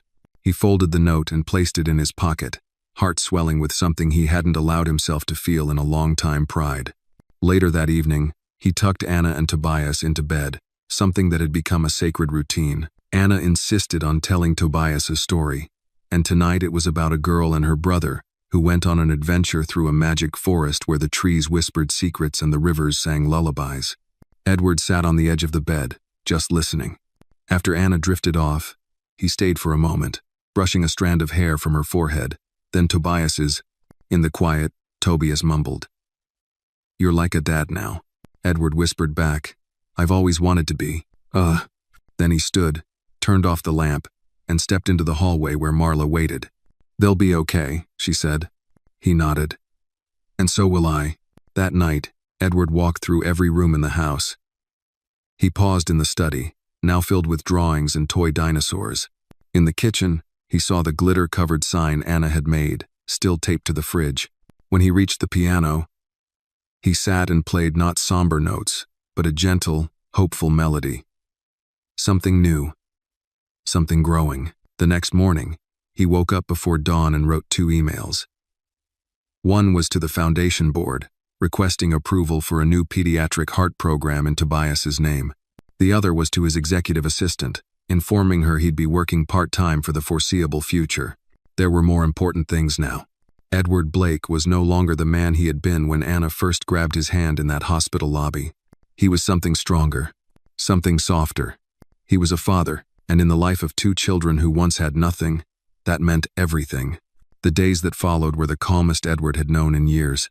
The house, once so large and silent, now pulsed with daily rhythms, Anna's laughter floating through the halls, Tobias's careful steps growing steadier, the smell of pancakes on Saturdays, Marla humming old Motown classics while folding laundry. It was a new kind of wealth, one that had nothing to do with numbers and everything to do with presence. One crisp morning in early spring, Edward stood at the edge of the driveway, sipping coffee as Anna and Tobias waited for the school bus. Tobias, still under close medical watch, was attending just a few hours each day, escorted by a nurse. But even that small step meant everything to him. Anna skipped down the front steps, backpack bouncing. "Daddy, do you think I can bring my teddy for show and tell?" she asked brightly. He blinked at the word daddy and felt a quiet jolt in his chest. She'd never used it before, not once. She hadn't even said it deliberately. It had just happened. "Of course," he said, his voice warm but steady. "I think Teddy would love that." She beamed and hugged him tight, then ran to catch the bus. Tobias gave him a wave through the window as it pulled away, and Edward watched until the taillights disappeared around the corner. Back inside, he found Marla clearing the breakfast table. "They're settling in," she said. "They're healing," he replied. She looked at him for a moment. "So are you." He didn't answer, but he didn't need to. Healing didn't always come with fireworks. It often arrived in quiet mornings like this. Later that day, Edward attended a board meeting for the Blake Foundation. It was the first time he'd set foot in a corporate setting since the custody hearing. The conference room buzzed with tension. His absence had stirred unease among the suits, and they were eager to know if he planned to return full-time. "We need your direction on the Q3 initiatives," one member said, tapping a pen against his tablet. "And there's pressure from the press about your priorities," another added. "Some are questioning whether your personal involvement in the children's hospital compromises your objectivity." Edward held up a hand, calm but firm. "Let me be clear. My priorities haven't changed, they've clarified.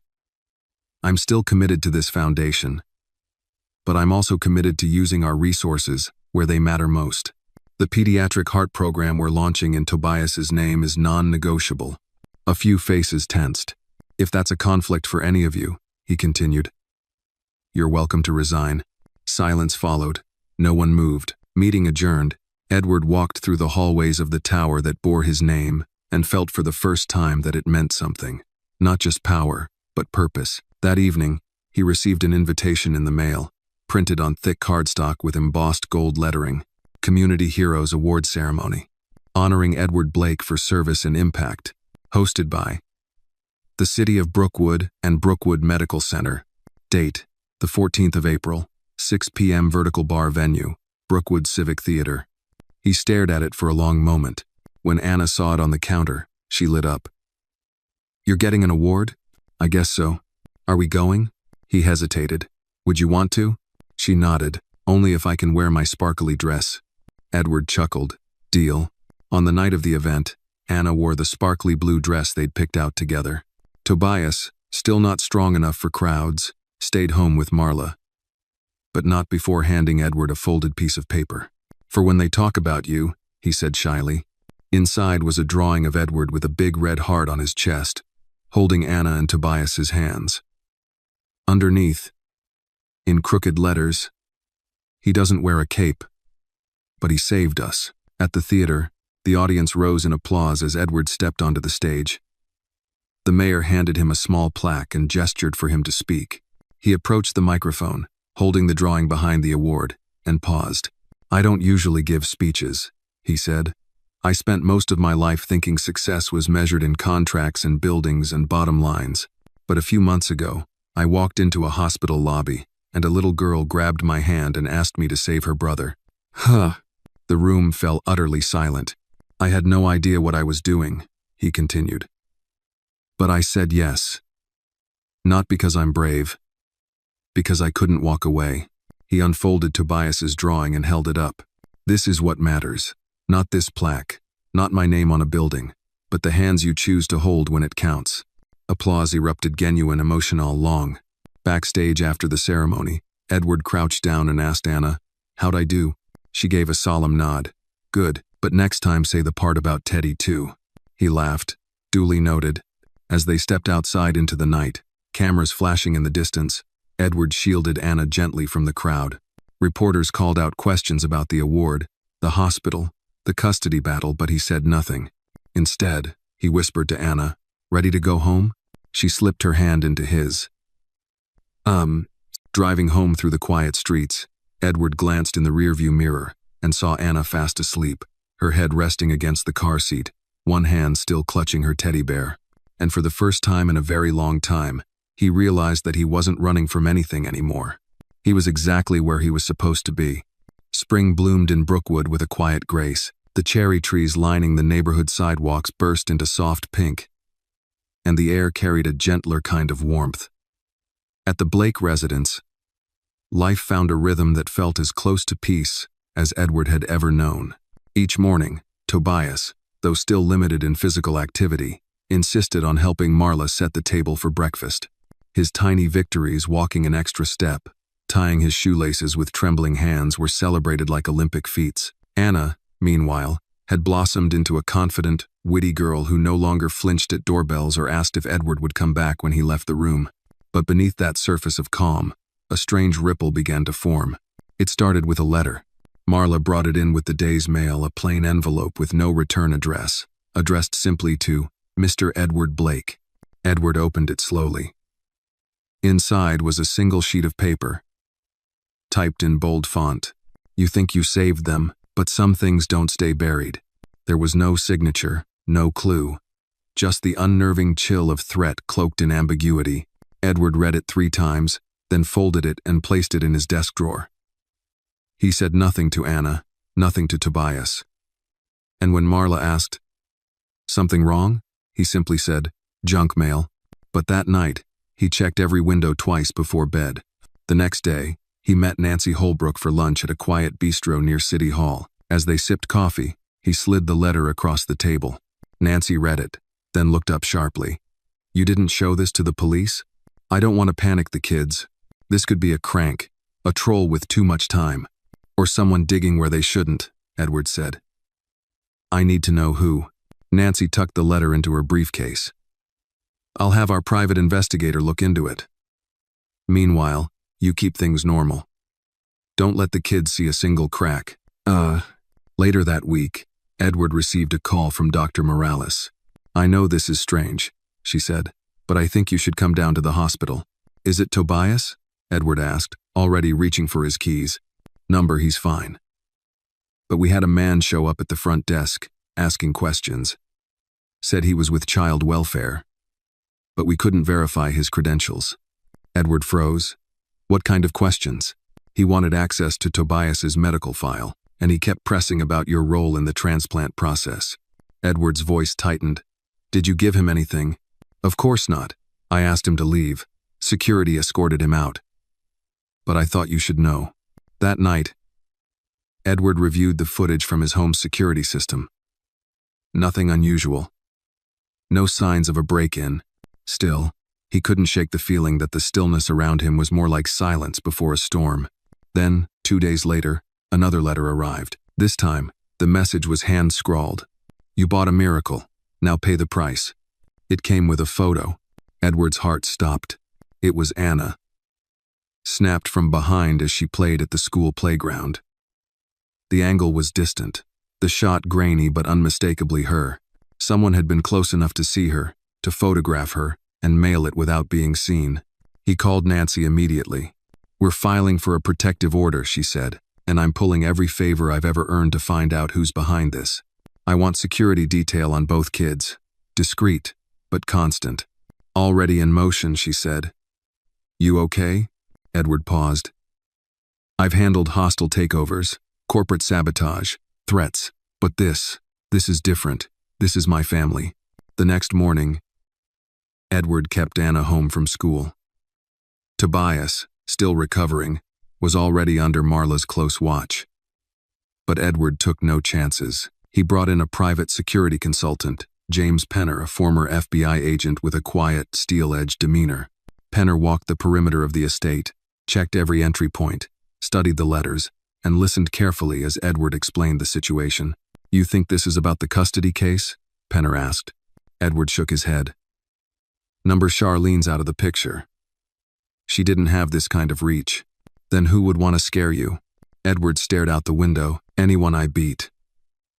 Anyone who thinks I don't deserve what I've built. Or someone who thinks I cheated the system." Penner nodded slowly. "We'll trace the postmarks.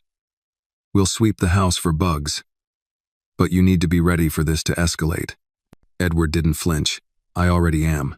That evening, as the sun dipped behind the trees and the shadows stretched longer across the yard, Anna crawled into Edward's lap with her favorite book. "Read to me?" she asked. He wrapped an arm around her and opened the book, voice steady despite the storm inside him. Every word he read felt like defiance, proof that no threat could steal the life he was building. As he turned the last page and Anna dozed off beside him, Edward whispered into the quiet, "Whoever you are, you won't win." Outside, the wind stirred through the trees, and somewhere not far away, a camera clicked. The next morning began with a familiar stillness, the kind that pretended nothing was wrong. Sunlight streamed through the tall windows of the breakfast nook. The smell of cinnamon toast filled the kitchen. Anna hummed while drawing rainbows on the back of an old grocery list. Tobias sat across from her, flipping through a comic book, his energy gradually returning day by day. But Edward was no longer fooled by peace. He sat at the kitchen island, staring into his untouched coffee, reading the same sentence in a morning briefing 3 times before giving up. Across from him, Marla watched him quietly, wiping down the already clean counter. "You haven't told them, have you?" she asked softly. "No," Edward said, "and I won't, not unless I have to." Marla hesitated, then said, "They're stronger than you think." "I know they are," he replied, "but that doesn't mean they need to carry this." "No." Just then, Penner walked in from the back patio. He was dressed in plain clothes, but everything about him screamed vigilance, eyes scanning, back always to a wall, posture tight like a coiled spring. "We need to talk," Penner said. Edward followed him into the study. Penner closed the door behind them.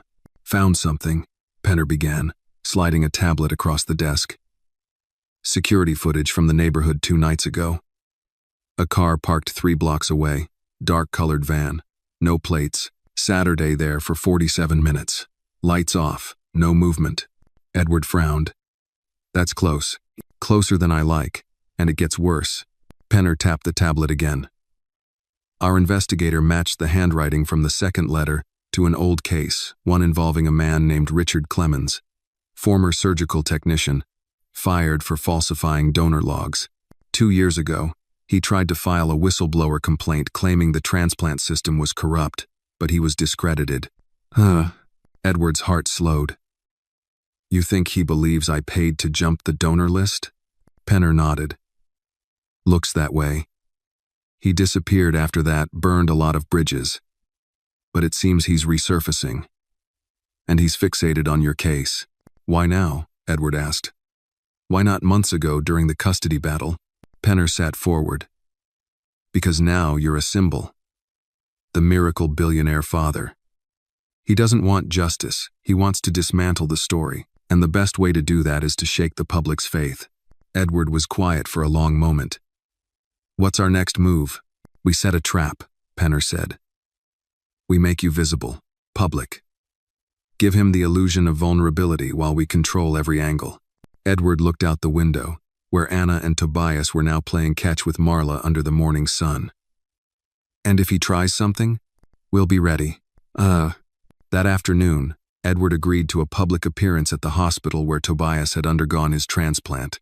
It was billed as a community thank you event. Doctors, nurses, donors, patients, and families gathering in the hospital garden for a celebration of life. The media was invited. So was the mayor. It was the kind of scene that invited attention, and that's exactly what Edward needed.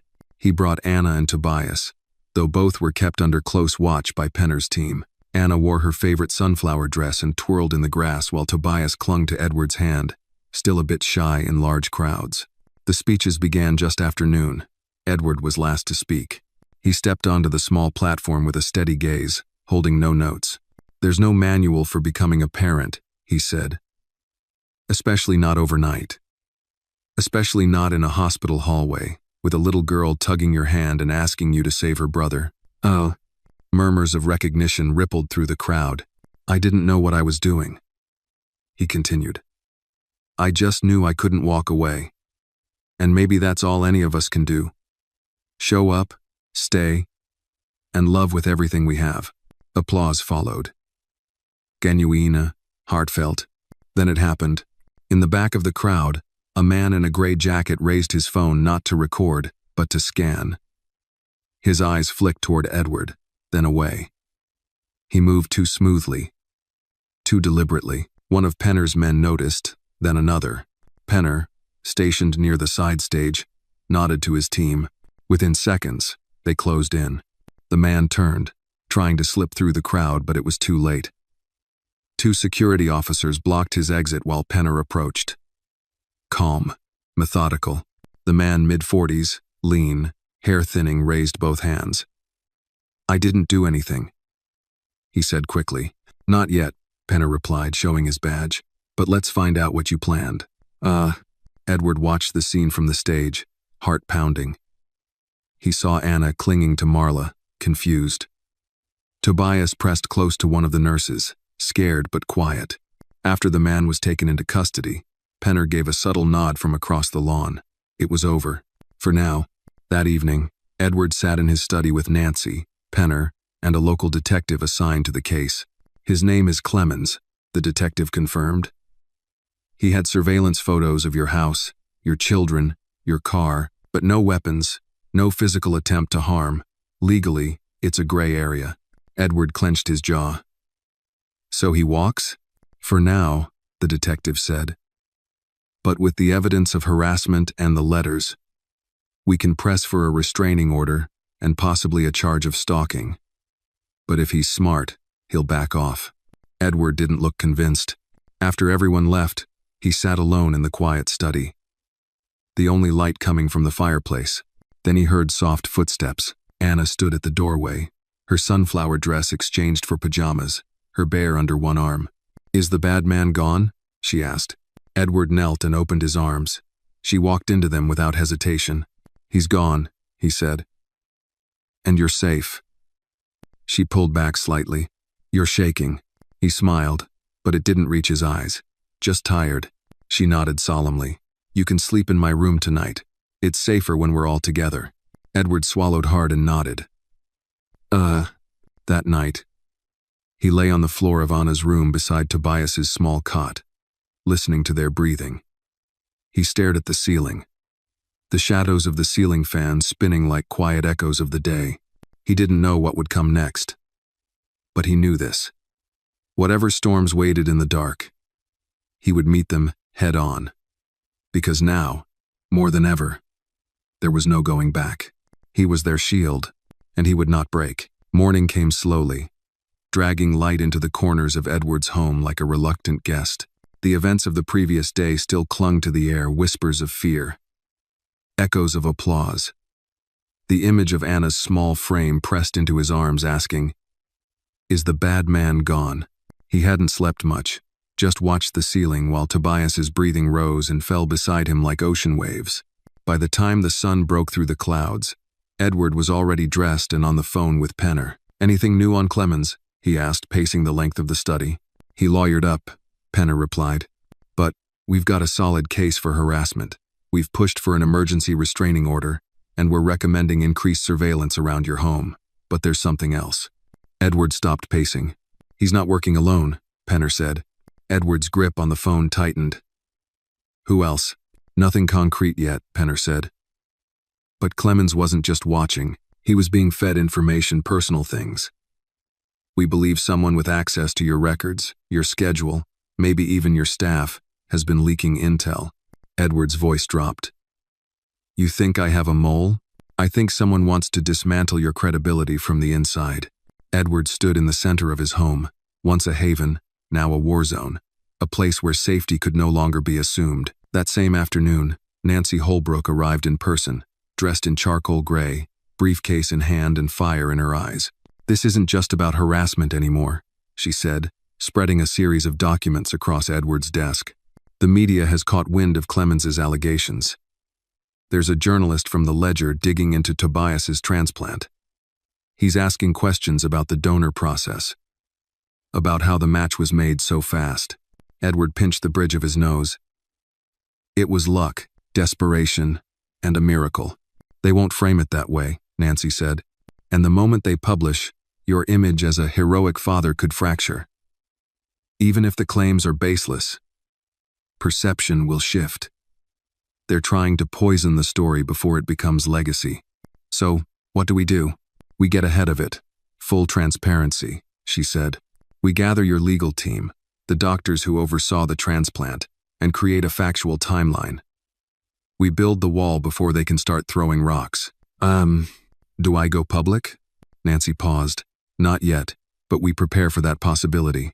By nightfall, Edward sat at the kitchen table with Marla, the same place where they used to share grocery lists and light conversations. Now, the air between them was heavy. "I need your honesty," he said. "Do you think anyone on our staff would betray us?"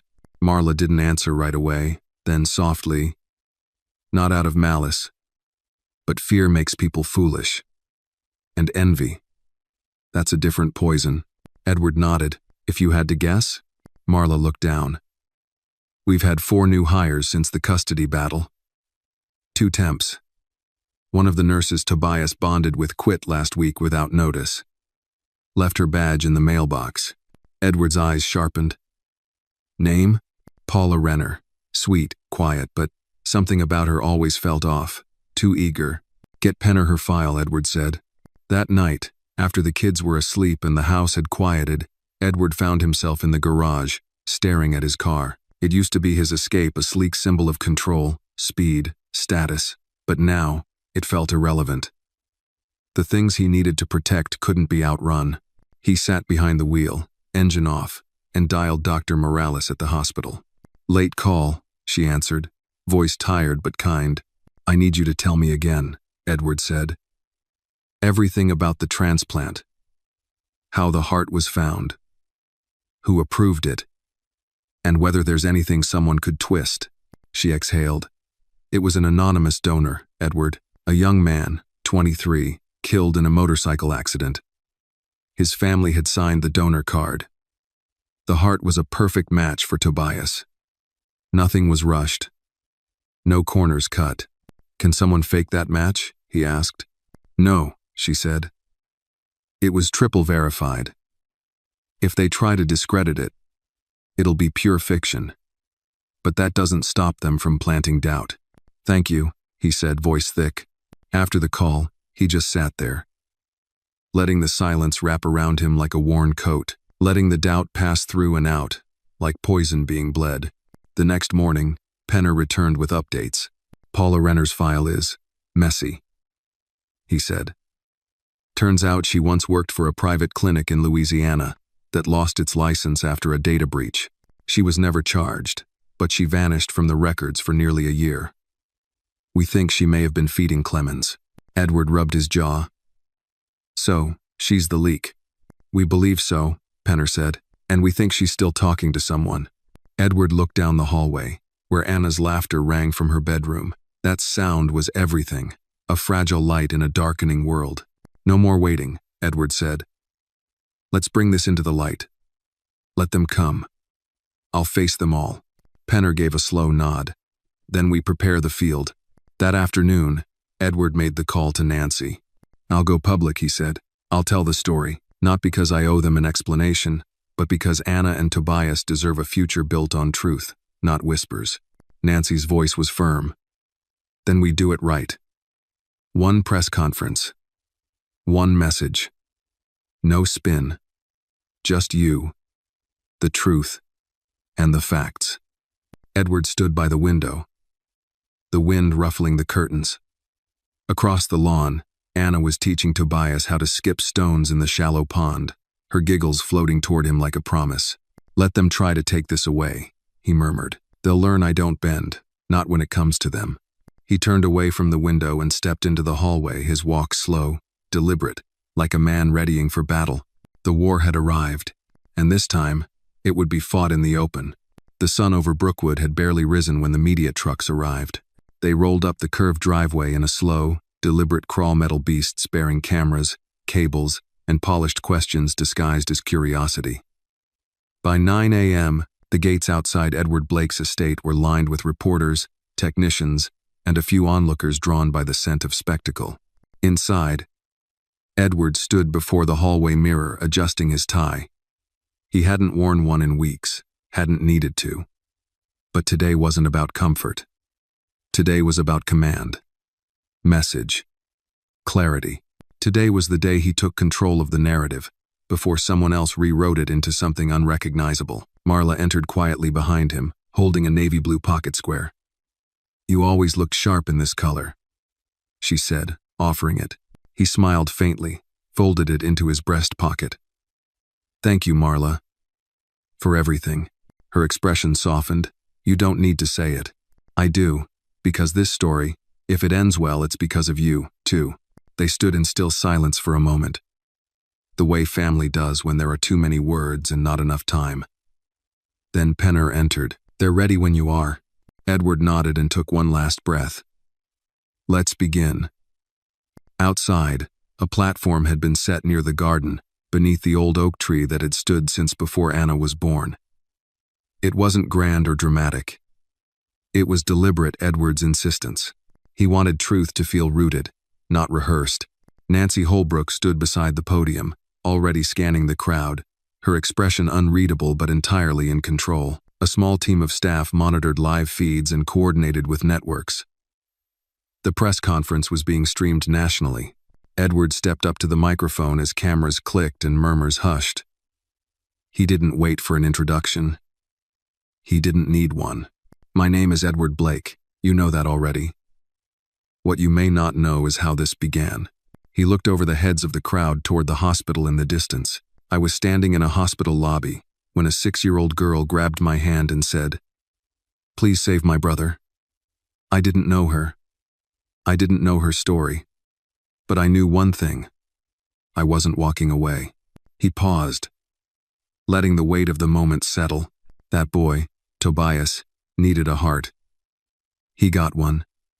Not because of who I am or how much I have, but because of a series of events that aligned with precision and grace. The donor was real.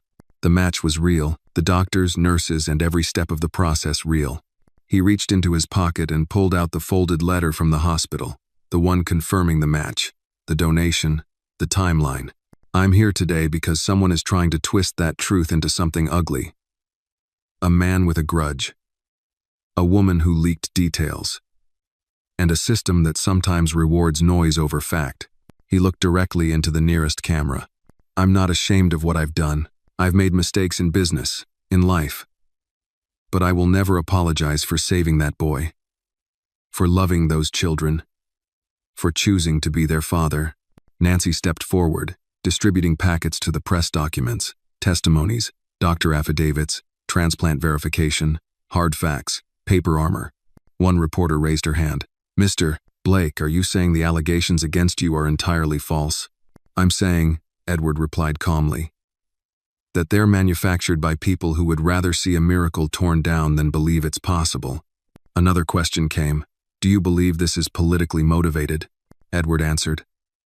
I believe fear is a powerful motivator. So is bitterness. I don't care what motivates them. I care about protecting my family. He paused, and if they come for us again, they better be ready for a fight they won't forget. The press murmured. Headlines were already being drafted in their minds. With no further questions taken, the conference concluded. Penner and Nancy quickly moved Edward away from the crowd, back into the house. Inside, Anna ran to meet him at the door. Were you nervous? She asked, peering up at him. He crouched down. A little.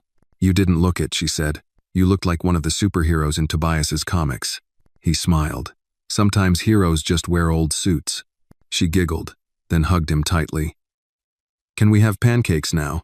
Absolutely. While the kids sat at the table, Marla flipping batter on the griddle, Nancy leaned in beside Edward with her phone. Watch this, she said.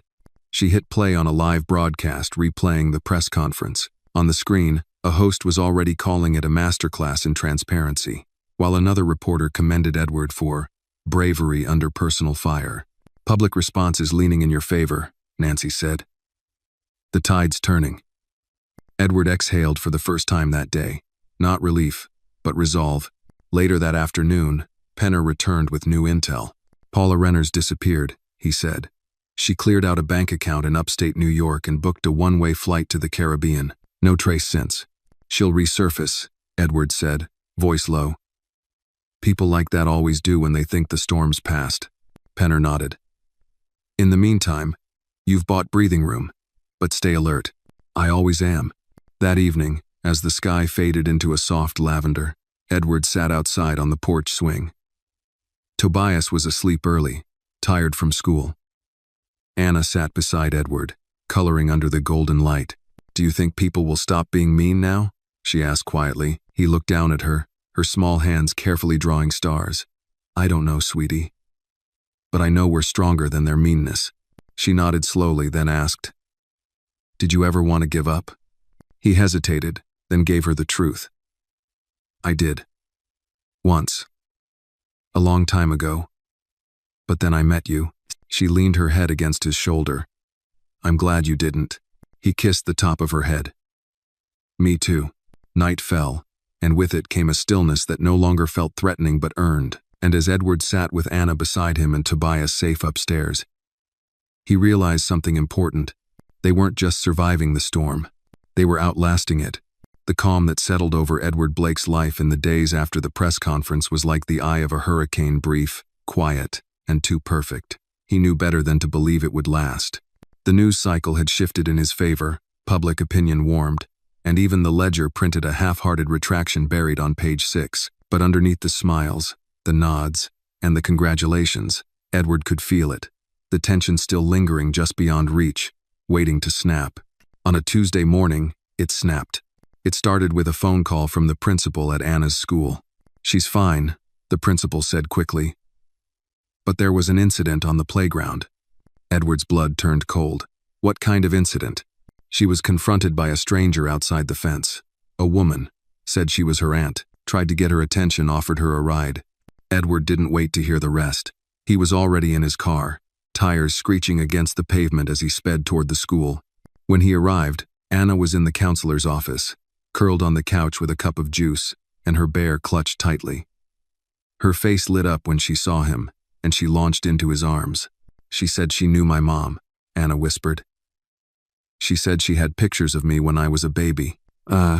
Edward held her close, heart pounding. You did the right thing, staying inside.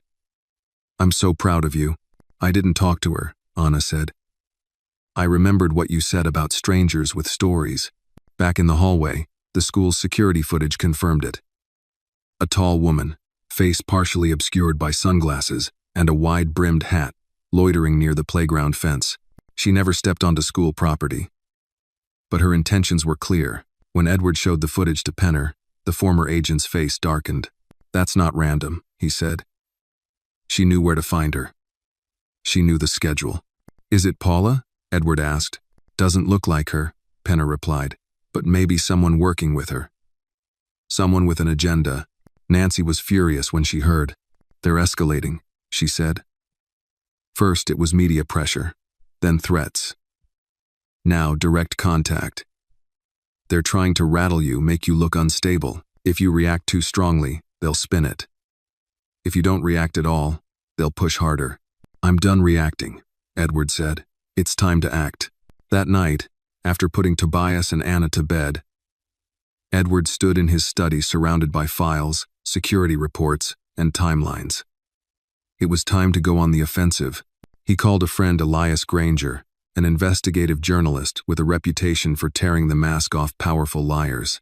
"I need you to look into something," Edward said. "Off the record for now. There's a woman, Paula Renner, and a man, Richard Clemens. I want to know how far this thing goes. I want to know who's funding them. Who's behind this whisper campaign." Elias didn't hesitate. "Send me everything you have." Within 48 hours, Elias had uncovered the first thread. "It's bigger than just those two," he told Edward over the phone.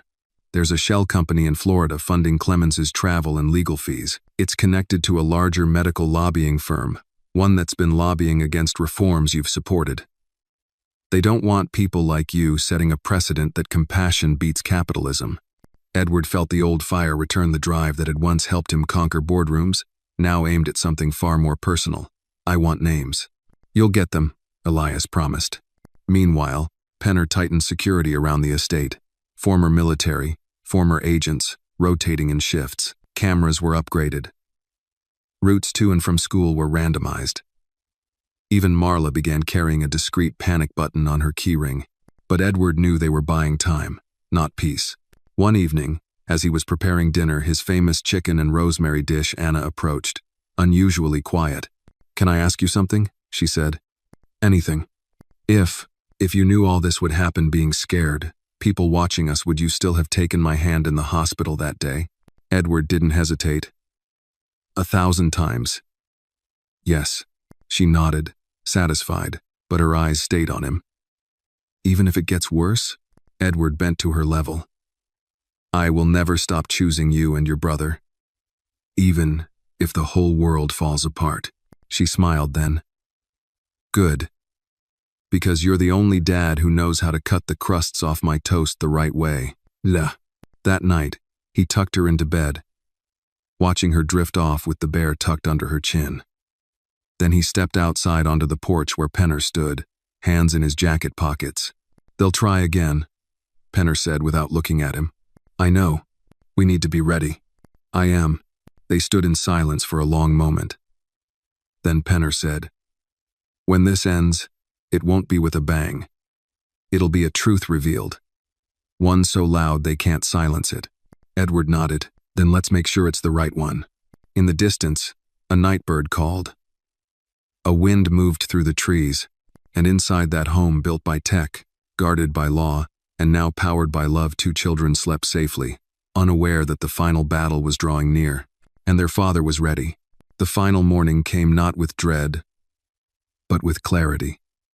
For the first time in weeks, Edward Blake awoke before the alarm.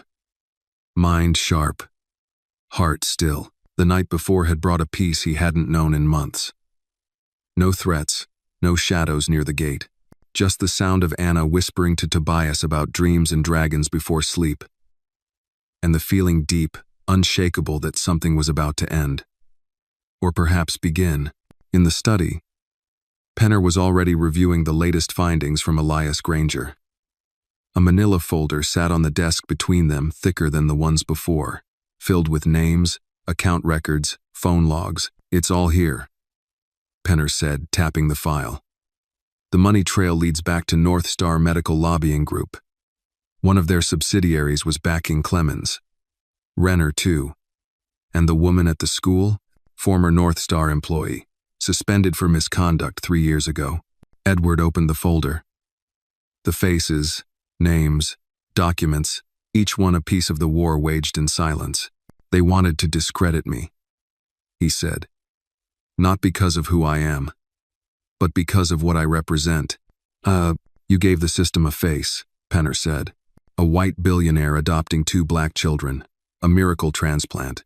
To them, that's dangerous. It gives people hope, and hope threatens power built on fear. Edward leaned back in his chair. It ends today. Later that morning, Edward sat with Nancy Holbrook and Elias in a private room at Channel 8 News. The network had agreed to a primetime segment live, unfiltered, and uncut. Not a press conference this time, a conversation. The final word, Nancy adjusted her blazer. This is the last time you'll need to do this. Speak truth. Be human. And let the facts speak louder than the accusations. Edward looked at her, then at Elias. Let's finish it. The cameras went live at 7 p.m. sharp. Across America, televisions lit up with the image of Edward Blake sitting in a quiet studio, no branding behind him. Just soft lighting and his own steady gaze. The host, a seasoned journalist named Angela Reed, began the segment with brief context, reminding viewers of the journey. A chance encounter in a hospital, a miracle transplant, and the storm of suspicion that followed. Then she turned to Edward. Mr. Blake, why speak now? He didn't pause. Because silence is how injustice survives. Because when people lie about who you are, and you let them, you become the lie. Angela leaned in. What's the truth then? The truth, Edward said, is that I didn't plan any of this. I didn't buy a heart. I didn't manipulate a system. I was simply there, in the right moment, when a little girl said, "Please, save my brother." And I listened. That's all. He pulled from his jacket pocket the hospital badge he wore that day. It had faded, frayed at the edges. But it still bore his name. This badge doesn't give me power, he said. It reminds me I'm accountable. Every day, to those 2 kids. To every parent who's ever sat in a waiting room and prayed. Angela nodded. We've learned that a network of individuals connected to North Star Medical attempted to undermine your story. Some are being investigated. Do you believe justice is being served? Edward looked into the camera. Justice isn't a verdict. It's a process. It's not about revenge. It's about truth coming out, and people being brave enough to believe it. That's happening now. The segment closed with Edward addressing viewers directly. If you've ever been told that you're not enough, that your story doesn't matter, I want you to remember this. I wasn't supposed to be their father, but I became one, not because of blood, but because love doesn't ask permission, it just shows up. The screen faded to black. Back at home, Anna and Tobias sat on the couch beside Marla, watching every word. Anna held her bear close, and Tobias, wide-eyed, whispered, "That's our dad." The response was swift. Within hours, social media flooded with support. Hashtags honoring Edward's courage trended nationwide. Messages poured in from strangers, adoptees, organ donor families, single parents, each sharing their own stories, their own versions of love found in unexpected places. The next morning, Edward received a call from the head of the National Transplant Ethics Board. "We owe you an apology," the woman said, "and a thank you. You've helped us realize that transparency isn't just good practice, it's moral obligation. You've changed something." Edward said nothing for a moment, then quietly replied, "Let's hope it stays changed." Days passed, then a week. Clemens and Renner were subpoenaed. North Star's CEO resigned. Investigations expanded. And just like that, the machine that once targeted him began to crumble from within. But Edward didn't linger in victory. He returned to his routines: pancake breakfasts, school pickups, late-night stories. The world outside could spin as it wished. Inside his home, he'd built something unshakable. One night, while tucking Tobias in, the boy asked, "Are the bad people all gone now?" Edward thought for a moment. "Some are. Some aren't. But they can't hurt us anymore." Tobias nodded, then whispered, "Even if I get sick again, will you still stay?" Edward felt a catch in his throat. Always. You're not alone anymore, buddy. Down the hall, Anna had left a drawing on his pillow. It was of their family stick figures beneath a sun. The words above it said, "We're strong because we stayed." Edward held the paper for a long time. In the end, the victory wasn't in headlines cleared or enemies exposed. It was in the ordinary, the slow rhythm of trust restored, of mornings undisturbed, of laughter echoing from bedrooms once filled with fear. The storm had come, but it didn't win, and as Edward stood once more on the back porch beneath the old oak tree, watching his children chase fireflies in the twilight, he whispered into the wind the truth he now knew fully. Love is the loudest answer.